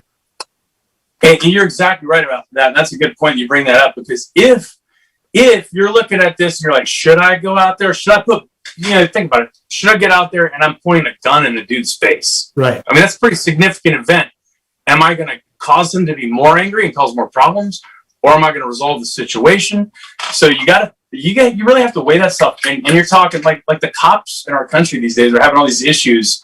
Dude, that guy's by himself. He doesn't have backup. Or she's by herself, or they may have one partner. They don't have a Ranger Strike Force on their back. They don't have a dang Delta Force troop on their back. You know what I mean? The guy's out there by themselves, the guy or girl, and they have to rectify that situation, protect themselves immediately. And we had it a lot easier than that. Yeah. But you have to really think through these processes. It's a very intricate system that you have to think through. Exactly. Because if you make the wrong decision, you could be throwing your career down the toilet. Or go to jail. You know what I mean? You're ending someone's life potentially, and you need to make sure it's a legitimate reason why you're doing that. Yeah. A lot of zero or hero moments. Yeah. Big time. We further up, I think we didn't get Jackson, did we? You're too low. We haven't gotten there yet. Oh, okay. Will Davidson it wonders, does Regiment or Jsoc own RRC? And who didn't buy the G-Shocks? I guess he's asking who bought the G-Shock watches. I'm not sure. Yeah, I don't know what he means by the G-Shock watches. But But as far as like who owns RRC, the Ranger Regiment owns RRC. It's part of the Ranger Regiment, somebody from Ranger Regiment. We do work within the task force that we're assigned to, and how that plays out. I don't know how that hierarchy exactly works now. It's probably changed a little bit since I was there. But it works well together. You know, all the different elements that, you know, the groups within that Jsoc element all work really, really, really well together. So, and, you know, our guys are trying to provide what they can provide. I don't know exactly how things have changed for them now. But when I was there, man, we worked great together. Michael Hendricks, thank you. Andrew Dunbar just wanted to point out the Great Raid is about the 6th Rangers in World War II. Also a book called Ghost Soldiers. If you haven't read it, it's about American POWs that are being held by the Japanese, and Rangers went in and rescued them. Awesome, awesome book. And the movie's really good, too. Yeah, we got to watch the movie at Fort Benning. Yeah, I remember that. Yeah, because it was a Ranger movie, we got to watch the preview before anybody else did at the theater on Fort Benning. It was a really good movie. I mean, really impressive movie. Really impressive mission. Oh, yeah. Saving Private Ryan, Andrew says that was a movie about Rangers. The squad was 2nd Ranger Battalion. Alejandro wanted to ask a question for the gun nerds watching. Heard y'all have Glock 19s and Glock 22s. Did you have a preference for either the 9mm or the 40, and why? Thanks for coming back on. Sua Spanta. Yeah, so we had the Glock 19s when I was there, and, you know, for concealed carry stuff, and then Glock 22s, you know, if I needed to shoot a person with it and I wanted to make sure they were down it, obviously I want that Glock 22. But they serve different purposes and different roles. The Glock 19 is smaller. It's a 9mm ammo, easier to come by in the military. The Glock 22s, we usually carried that for like tactical stuff, tactical reconnaissance, or tactical DA missions, in a different type of holster. And they have more stopping power, but it's a much bigger gun. You're not going to, squeak that one through places you could squeak that little Glock 19, you know. And the Glock 19 is big enough that you still have enough power, you know, out of a compact gun. And you were right, Dave. I skipped over a few here, getting back to. Jackson asks, reading between the lines, it seems like you worked with the CTPTs in Afghanistan. What did you guys make of the ground branch guys you worked with? There's a certain aura around them from civilians. Yeah, I enjoyed working with those guys, man. They were good guys. I mean, a lot of them, you know, I'd known from the past. Some of them were good buddies of mine from the regiment, you know, so it was pretty easy integration working with those guys. Dealing with some of the politicians in the ed shed was, another aspect that isn't even worth spending time on. But yeah, the tactical guys were good guys, man, for the most part, the ones I saw. And I enjoyed working with them, man. And their guys, their indigs were solid. I mean, some of the best. Adam White, previous guest on the show, if you go back and watch the episode we did with him, he says, thank you so much for an honest, meaningful conversation. Mike, you have no idea the tremendous good you're doing as such an admired superhero being this open. Great job, y'all. Keep up the great work. And who said that? Yes, Adam White. He was an Army counterintelligence dude that we had on before. Yes, I saw his episode, man. That guy's hilarious. Yeah. He's hilarious, man. Yeah, so I watched his, and I watched, the girl that you talked about. You had on there. What's her name? Ilana, the other CI. Yeah, Alana was another counterintelligence NCO. Yeah. With the prosthetic. No, the girl that was the reporter. Jessica. Jessica. Yeah. Oh my gosh, she's the baddest son of a gun you've ever had on the show, man. Yeah, that girl. I mean, she got to do stuff I'm envious of. You know, like, I mean, me too. That she did, and I know you did it, Jack, as a reporter. You know what I mean? Like, nobody cares if you live or die. You know, so you get to do some cool stuff. Yeah, you get hearing her story was amazing. No air support, no nothing. I have her book at home. It's Jessica Donati's book is Eagle Down, about special forces in Afghanistan. And everything Mike said is accurate. You guys should go give it a read. Jack, she's bad to the bone. That girl ain't scared nothing. She's like a kid like Kendall that just comes out of a town and, somewhere in the United States and just gets tossed in a war zone and has to figure it out. Yeah, she figured it out, man. Yeah. She was in sketchy. She's been in sketchier situations than I've been in, probably. For sure. And actually, I think Adam will be joining us for 100, right? I hope so, Adam. I don't know if Adam's around or not. We'll see who shows up. How much shooting do you guys get to do during workups? What was your favorite part of training? How did your former RRC friends who were behind the fence compare the units and lifestyle? Yeah, so I don't know. Most of the guys that I know that are still there within that organization are not like on teams. They're civilians now doing contract work for them. And I do need to reach out. I think they got a Ranger Rendezvous this summer. I'm going to try to get over there and see some of the guys. Maybe I can get some more, up to date how life is for the guys, but I got a wife whose husband's on there. It's smart. He's pretty bad to the bone, I hear. Who? There's 2 wives. I won't say any names because they're still in there. So, and there's some guys that I know, but I actually haven't talked to them in a while. But what was the other part of the question? How much shooting do you guys get to do during workups, and what was your favorite part of training? Yeah, we got to do a lot of shooting. I mean, it was really as much shooting as you wanted to do. Obviously there's training that has to be done. And what I really liked about training, so I don't forget that part is, it was always something different, man. I'm jumping out of airplanes, doing military free fall stuff. Then I'm doing sniper stuff, long range shooting, high angle sniper shooting stuff, driving dirt bikes, doing explosive breaching, learning how to make my own explosive type stuff. It just never changed. Doing computer stuff, which I really didn't like that much. But we learned a lot of different stuff on computers. We learned how to talk to people. There's different aspects of talking to people. And your intel dude that you had on here, he hit on a lot of that stuff. But, you got to learn how to talk to people. How can I talk to this person and get what I want out of them information-wise? Or how do I talk to this person and portray the information onto them that I want information-wise for them to spread it how they see fit? Different things like that. Different aspects of being able to talk to people. So it always changed up.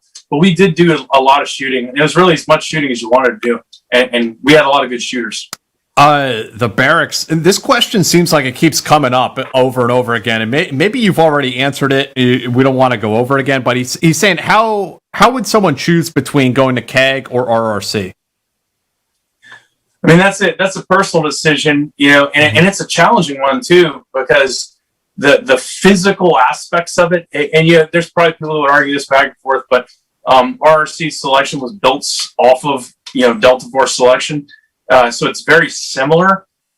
And then you go through that to go to an organization that a lot less people know about. You know what I mean? So like nobody really is going to know what you're doing when you go there. It's going to be kind of under the radar. So you got to look at what you want to do. Do you want to go do some stuff and so that you can just be in a unit where you can pat yourself on the back? Because those dudes have the credibility, they're out there, they're widely acknowledged, and it's an absolutely phenomenal, great unit. But the work that they do 99.9% of the time during the GWAT now, just during the GWAT, was what the Ranger Battalion dudes were doing. So it was like, if I go do that, it's at a better level. You got more squared away guys, more proficient guys, and they get those 1% missions too. Those are pretty rare. So I was like, I wanted to do something different. For me personally, I chose something different. I'm going to go through that same physical struggle and maybe not even get quite as much extra pay, because they get a little extra pay more than we do.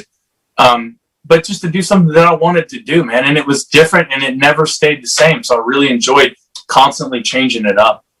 And Mike, we actually kind of talked about this the last time you were on, that RRD and RRC used to have a marketing issue where people thought it was just some guys out there in ghillie suits with binoculars, like reporting on enemy activity, right? And that was what they were going to do. Yeah, and there's a lot more to it than that.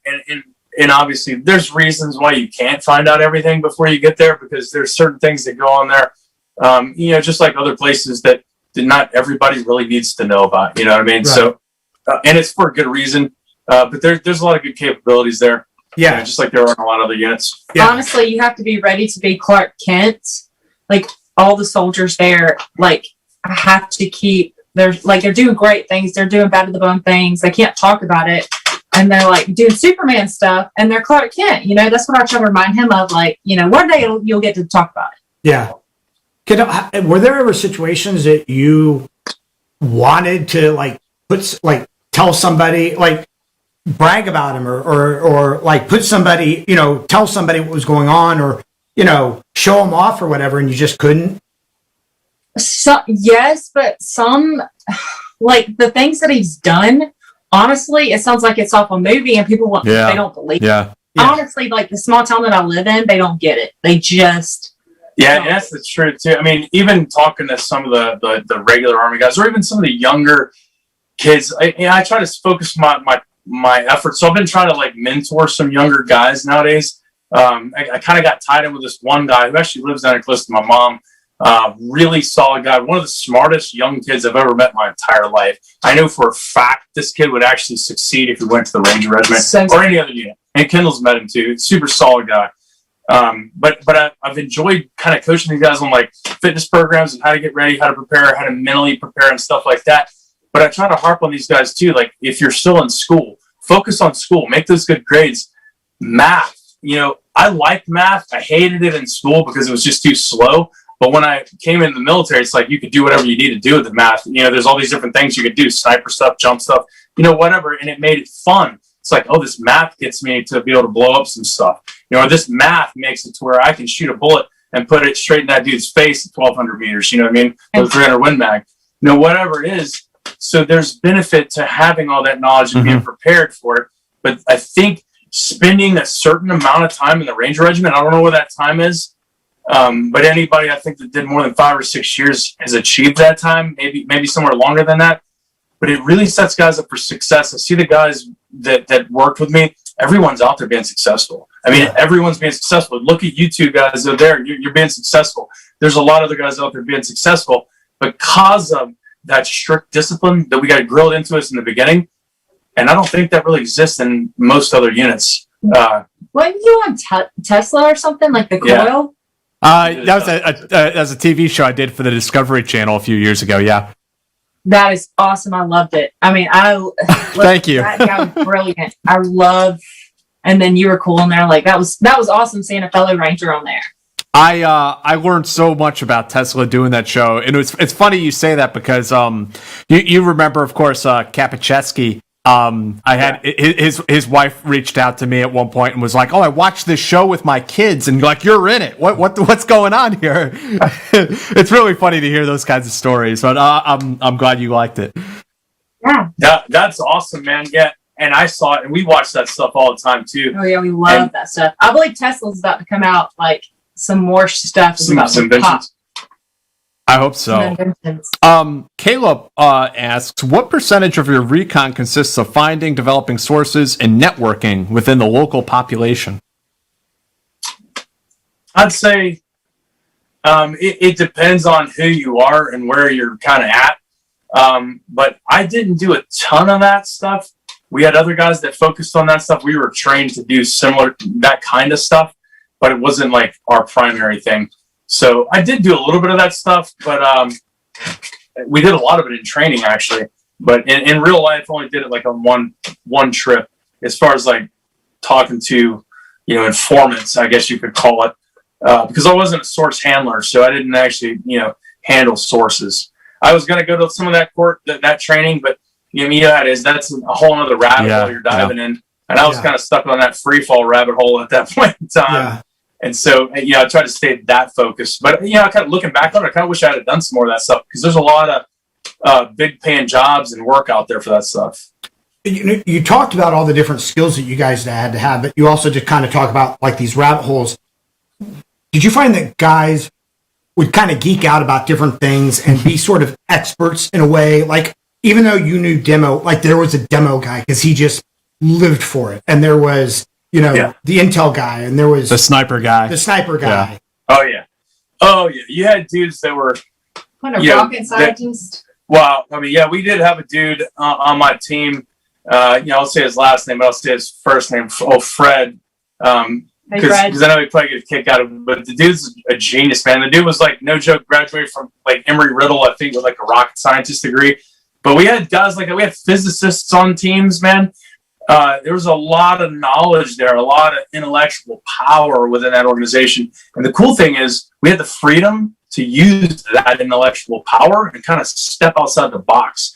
That's what I thoroughly enjoyed about the mission set when I was there. I don't know how it is now. And I'd like to see how the guys are liking it. I'll try to figure that out this summer, but I thoroughly enjoyed it when I was there. And the guys that work there, again, are brilliant. Their minds are just out there. So anything that they are taught, they excel in every single thing, like you just said, like. And that's kind of a Ranger thing in general. You know what I mean? They're just so good at everything. It's crazy. I mean, that's a kind of a soft thing in general, but more uniquely a Ranger thing because I work with the SF guys out there and EOD guys, and there's great guys out there. But I've seen, I think it's that core discipline that a lot of us hate initially. Right. But it really it's a good thing and it's a good core thing. And I was a butthole about enforcing it when I was RIP cadre. A lot of those guys probably hate me still to this day because I was such a stickler.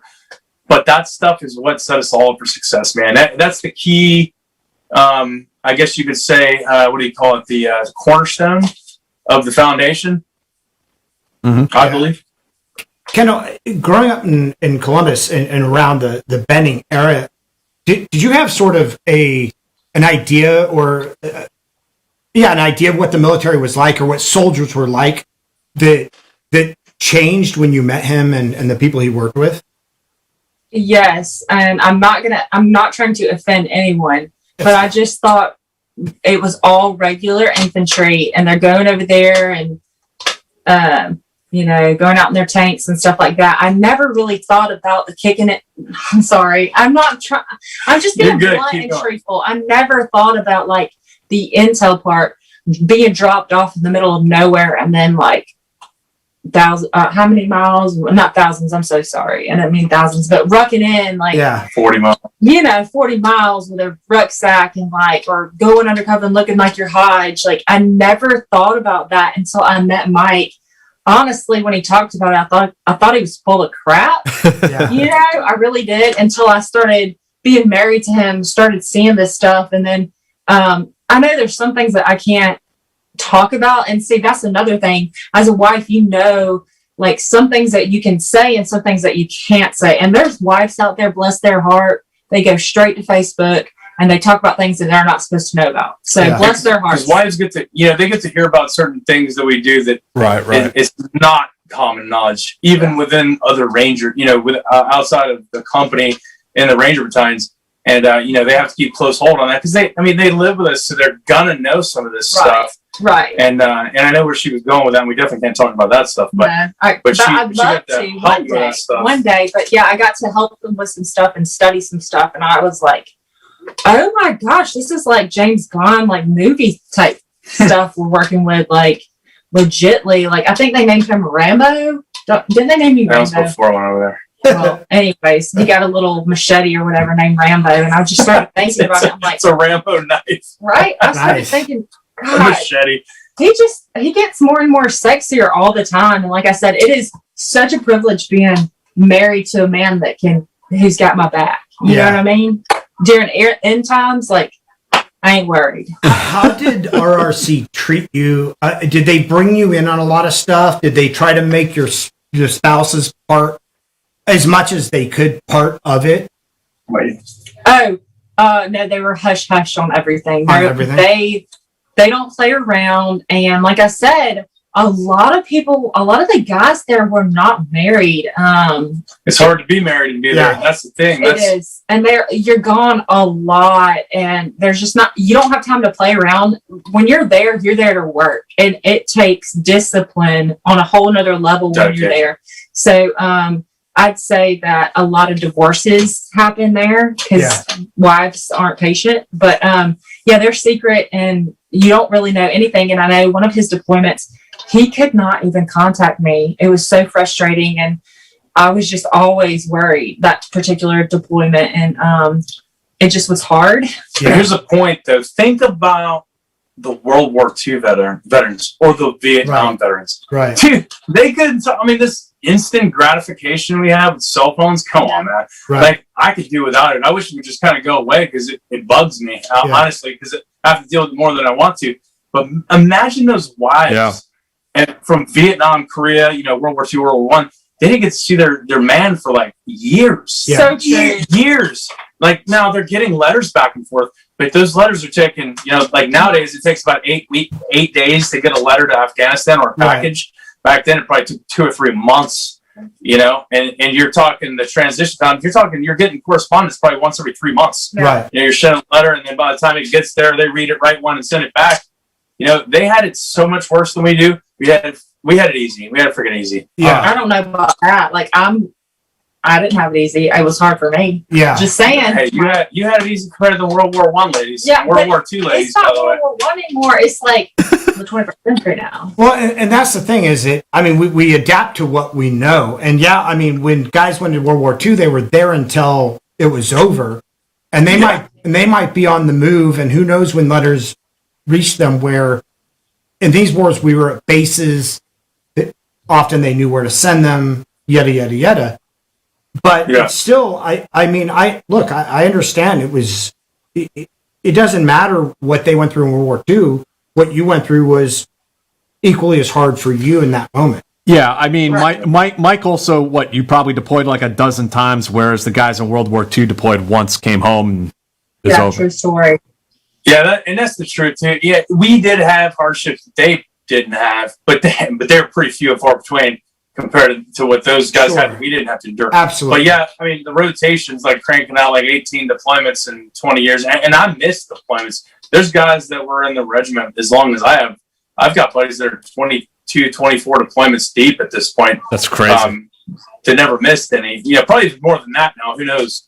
But we rotated a lot more, a lot quicker, a lot faster. So our training cycles had to be a lot more smooth and quick. So, you know, we're turning and burning. We're coming back home for 6 months, and you're fully ready to rock again 6 months later, which is pretty easy after you've done it a ton.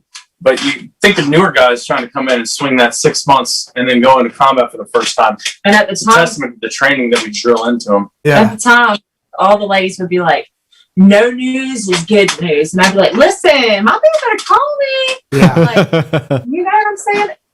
So Yeah.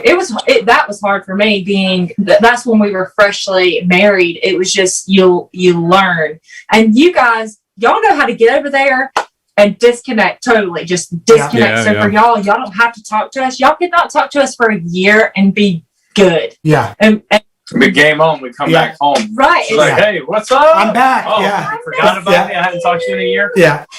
Yeah, it's like, I mean, so it's a total, it takes a hardcore woman It really does. to stay with a man who is of this, Yeah. you know. It really does. And I know you said there weren't a lot of wives, but was there, the wives that were there, was there a community? I mean, did you have support? No. When he was in RRC, on his team, there was none. Yeah, we had a couple married guys. But But when I got married, or when I started dating her, I was kind of at the tail end of my time on Team 3, moving over to Team 2. So the Team 3 guys really didn't get to really receive her and give her that reception. Right. Yeah. And then I moved to Team 2, and like everybody was single. Everybody on the team was single, but me. I think it was one other guy, Mandy Bryan, and those guys. But she had some friends, but it wasn't as robust as it would be in a normal unit. In a platoon, there was yeah. FRG, but not, I mean, I didn't. nobody ever went to the FRG. It was hard to you know get what I mean? information because of that too. But when we went to Yuma, Arizona, like that's a SF community, and I learned a whole lot more things. And the wives they did receive me there. It didn't matter that we were Rangers and they were SF or Air Force. So they were nice to me there. Yeah. So. Michael Hendricks wants to know, he'd love to know what you think about the Taliban recapturing territory, specifically the Baghlan province. Oh, Baghlan? Yeah. Is that what he said? Yeah. That place has always been a little bit rough. We've never really had a huge presence there. So, I mean, it's kind of always been kind of like Indian country. And I did a lot of work and stuff in there. But, I mean, bottom line is if we pull troops out, they're going to kind of take that space back. I mean, that's just the way it is. And, we can't keep people over there fighting for freaking ever either. Yeah. Like, we're just killing dudes and making more bad guys. They're making their children become terrorists and kill them too. We got to end that cycle at some point in time, and there's got to be another way to handle it, Jim says the U.S. is transitioning from a counterterrorism focus to a near-peer focus. Has RRC trained a role, or do they have a trained role for a more conventional warfare scenario? I have no clue. When I was there, we did not, but yeah, that's not to say that they don't now. Sorry, I don't have a better answer to that question. Andrew asks, what is the funniest story you can share about your military service? Oh, okay. That's a good one. So I'll tell a couple of them. They both revolve around a cow. So here we are in Iraq, and we're filling off the targets. We already took care of business. We're rolling out. Helicopters are coming in. And I hear this noise, and I look over, and one of my team leaders, and I talked about him in the last video, and he a good guy.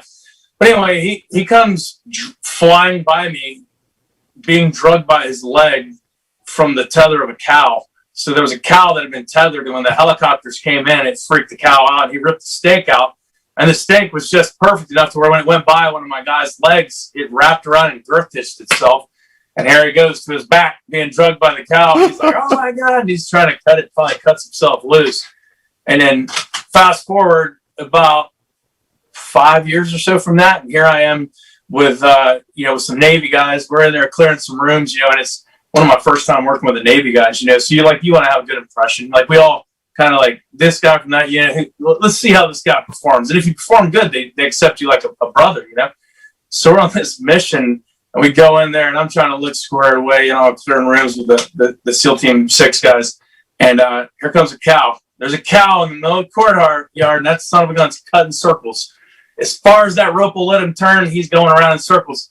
But I don't realize this. I'm kind of coming in, and I see the cow going around this way. And then he comes around this way. I got him on my peripheral over here. And then I see him come back in front of me, and I start feeling something rubbing against my leg. And I'm like, what the heck is this? And I go to take a step, and I'm like, uh-oh, I'm tripping on something. Meanwhile, he's already made the 360. He's got me straight hog-tied. Did you kill him? No, I didn't. But so he's got me hog-tied, and it's just wiggle, boom, straight to the ground like the Tower of Pisa, like a dang tower that's collapsing.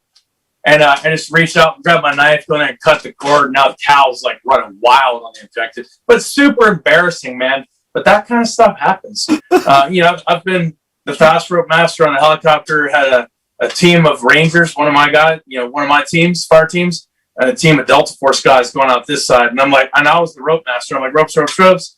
Dudes go down. I come down the end of the rope, and as I'm coming down, I see a pile of human beings at the bottom.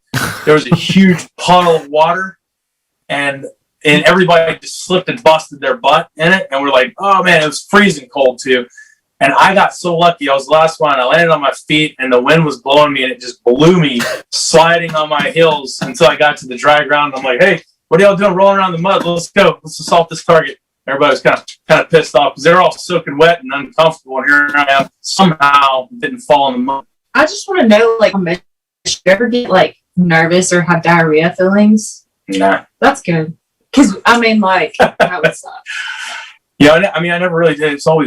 It's like a football game. You're ready to rock, but then after a while, you played so many football games, you're like, whatever, no big deal. Yeah.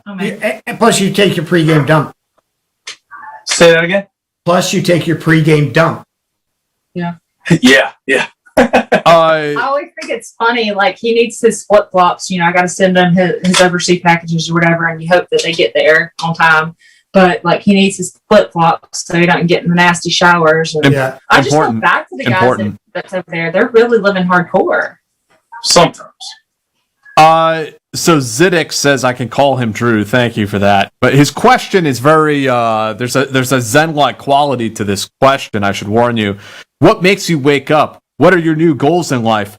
How do you make your souls sing? Hey, that's a good question, man. And I don't know that I'll actually have a good answer for it, but I'll try.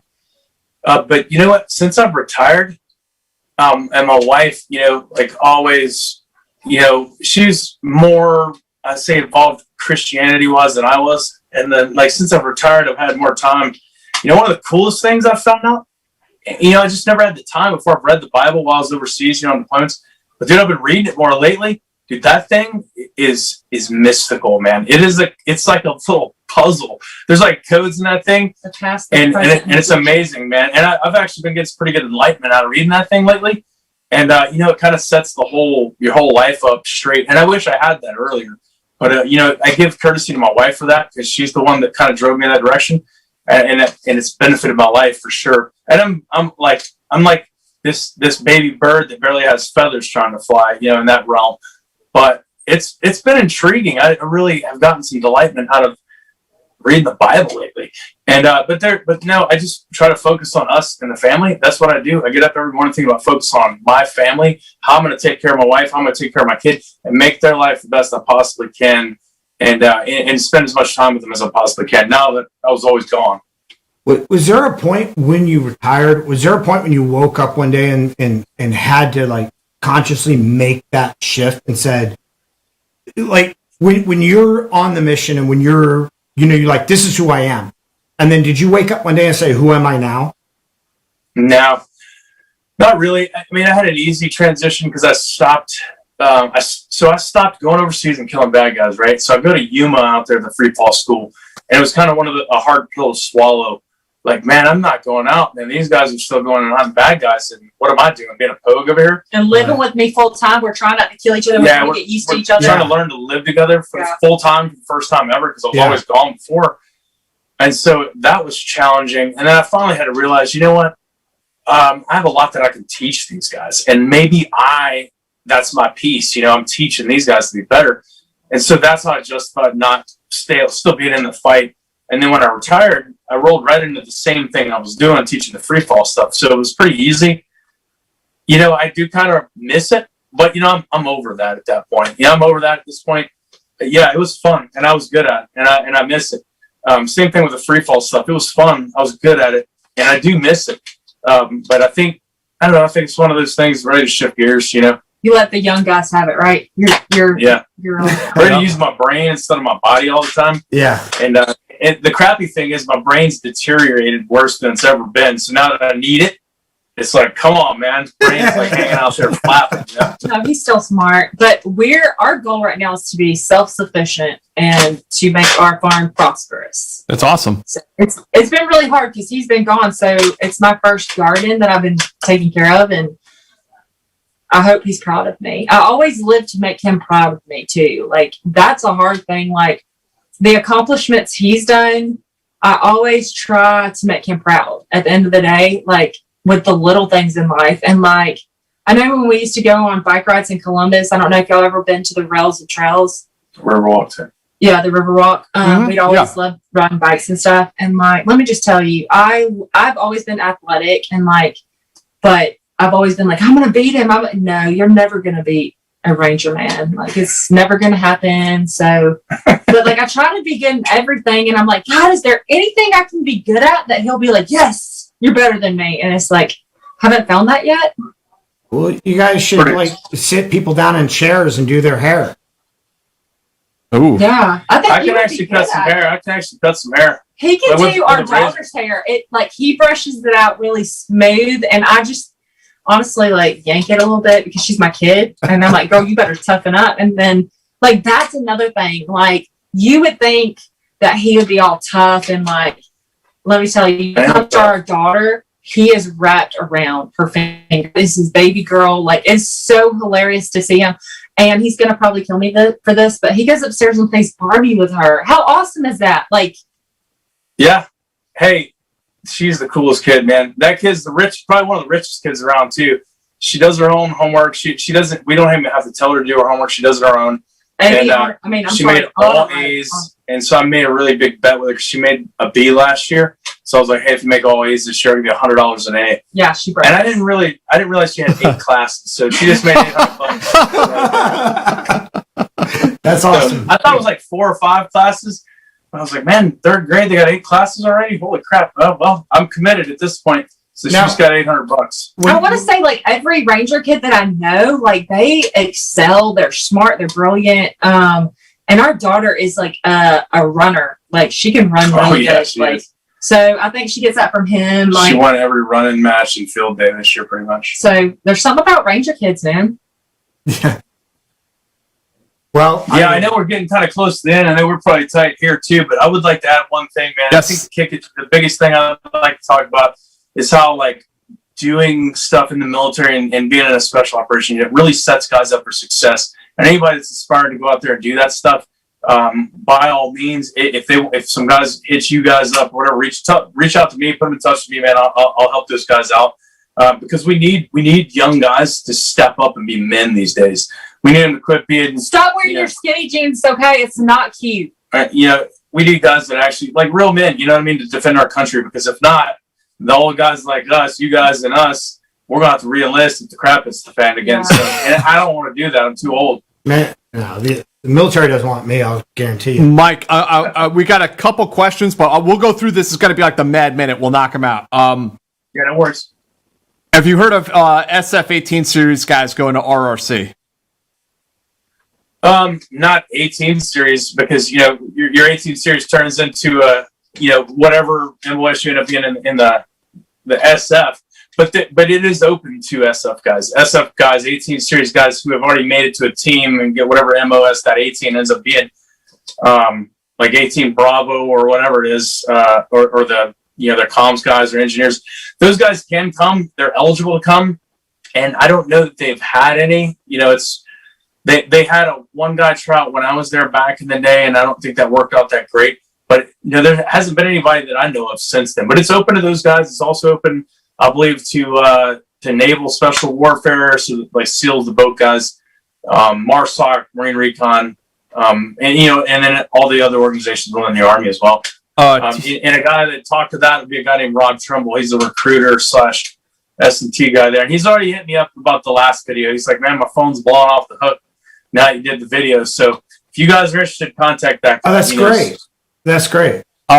T-Bar says, can Mike comment on the challenges of smartly employing capabilities like RRC as far as like what mission should you do, which should you maybe not do, that kind of thing? Employment, I guess. We can do whatever. You just have to have, the guys that were there when I was there, the training that we had, we were pretty much capable of almost anything. But there were certain things we did a lot, certain things we didn't do a lot. But ultimately, it comes down to then once you have the training, is do have the numbers. And that's where we were limited at in RRC, because we had 4 to 6 man teams. Typically, 6-man team if they're full, but they're almost never full. So you're limited at numbers then. So ultimately, we could do whatever we wanted to, but our limiting factor would be how many guys can we get to do it, pull off whatever mission. Mm-hmm. Caleb says, what do you think about the decision to pull troops out of Afghanistan? I don't know all the atmospherics. I don't know the high level stuff on that stuff. But, me personally, we got to come up with some other option. We're sending dudes over there doing the same little thing. SF dudes are going over there leading NDIG and getting smoked. Dudes are still dying for the country over there. It's 20 years later. Right. Rangers are doing the same thing. We gotta shift focus. There's got to be a more efficient way to do that. And if I had all the details, I could probably figure it out. I'm surprised the guys that are up there aren't, but who knows? It could be more complicated than that. I don't know. All I know is that those people over there, they live like it was 2,000 years ago. And if we left them alone, if the whole entire world ceased to exist, they would still survive. Mm-hmm.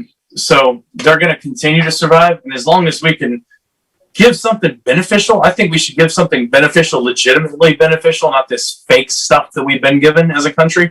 Give them some legitimately beneficial stuff to help boost that country and give them something to look forward to. Because that country's beautiful. Afghanistan is anyway. Alejandro says to me that I mentioned a $100 donation requirement would get me to sing the ballad. I guess he means the Ballad of the Green Berets. How much would one have to donate or we raise for you to let Mrs. Edwards style your hair? Frosted tips, maybe. I mean, look, you don't have to raise anything. I mean, for Mrs. Edwards to style my hair would be a drastic improvement. So yeah, no issues there. Kind of frosted now. This is just prematurely gray. Okay. Oh, sorry. I thought it was a. It's not lovely curls going on too. I love the curls. It's not a fashion statement. It's not a fashion statement. Well, guys, I think that's pretty much an episode. Mike and Kendall, you guys have been awesome. I just want to remind everyone to like, share, and subscribe to the channel. Check us out on Patreon if you want access to the bonus segments. And what do you say? Next episode. Who's up next episode? Let me see here real quick. Oh, old fifth group buddy. Caleb Phillips is coming back for round 2. Mike, final thoughts? Or Kendall, final thoughts? Anything you want to say? Yeah. Hi, little girl. How are you? Kids say hey. Hello. Hi. She's been out swimming in the pool with her cousins. That's awesome. Oh, yeah? Thanks for coming on the show today. I'm glad that you can come here with your daddy and mommy and make an appearance on the team house. You're welcome. It's super cool. I mean, So, quick question: when your dad plays Barbies with you, do Barbies like do room clearing? Do they do a 5-paragraph op order? No, not a lot of the time. Usually, he one time I came home and I had this paper that had like money on it, and he said, "Well, once you get home from school, we can play Barbies and count money, like have a store." Yeah, so I took all the fake coins and stuff we had, and I had to practice doing. come here, princess. Do you want to say hi to a little girl? Oh, yeah. Oh, look at there! This is my daughter. Hello. Look at that beautiful girl. She's Look at her. saying hi to you. Okay, hi. How old are you? Here. Oh, she can't hear me. I'm blonde on my. How old are you? I'm 10. Awesome. When's your birthday? May 20th. Okay, Oh, well, dang, happy just that. belated birthday to you, sweetie. Thank you. It's so nice to meet you. What's your name? Alice. Oh, That's that's a beautiful. pretty name. But what's her name? My name's Annalie. Tell her to come visit and y'all can play Barbie if she's into it. Okay. Yeah, come visit us. And you guys, I don't know if you're into Barbie, but we can do some 4-wheeler riding. Well, she'll We got teach you how to play something Dungeons and run, Dragons. I can give you a few Barbies. I still have them. At our house, I think Barbie has met G.I. Joe. Oh, okay. Okay, cool. Swept her off to another country. I can't hear anything they're saying. So Here, take mine. no, it's There you okay. You get It's okay.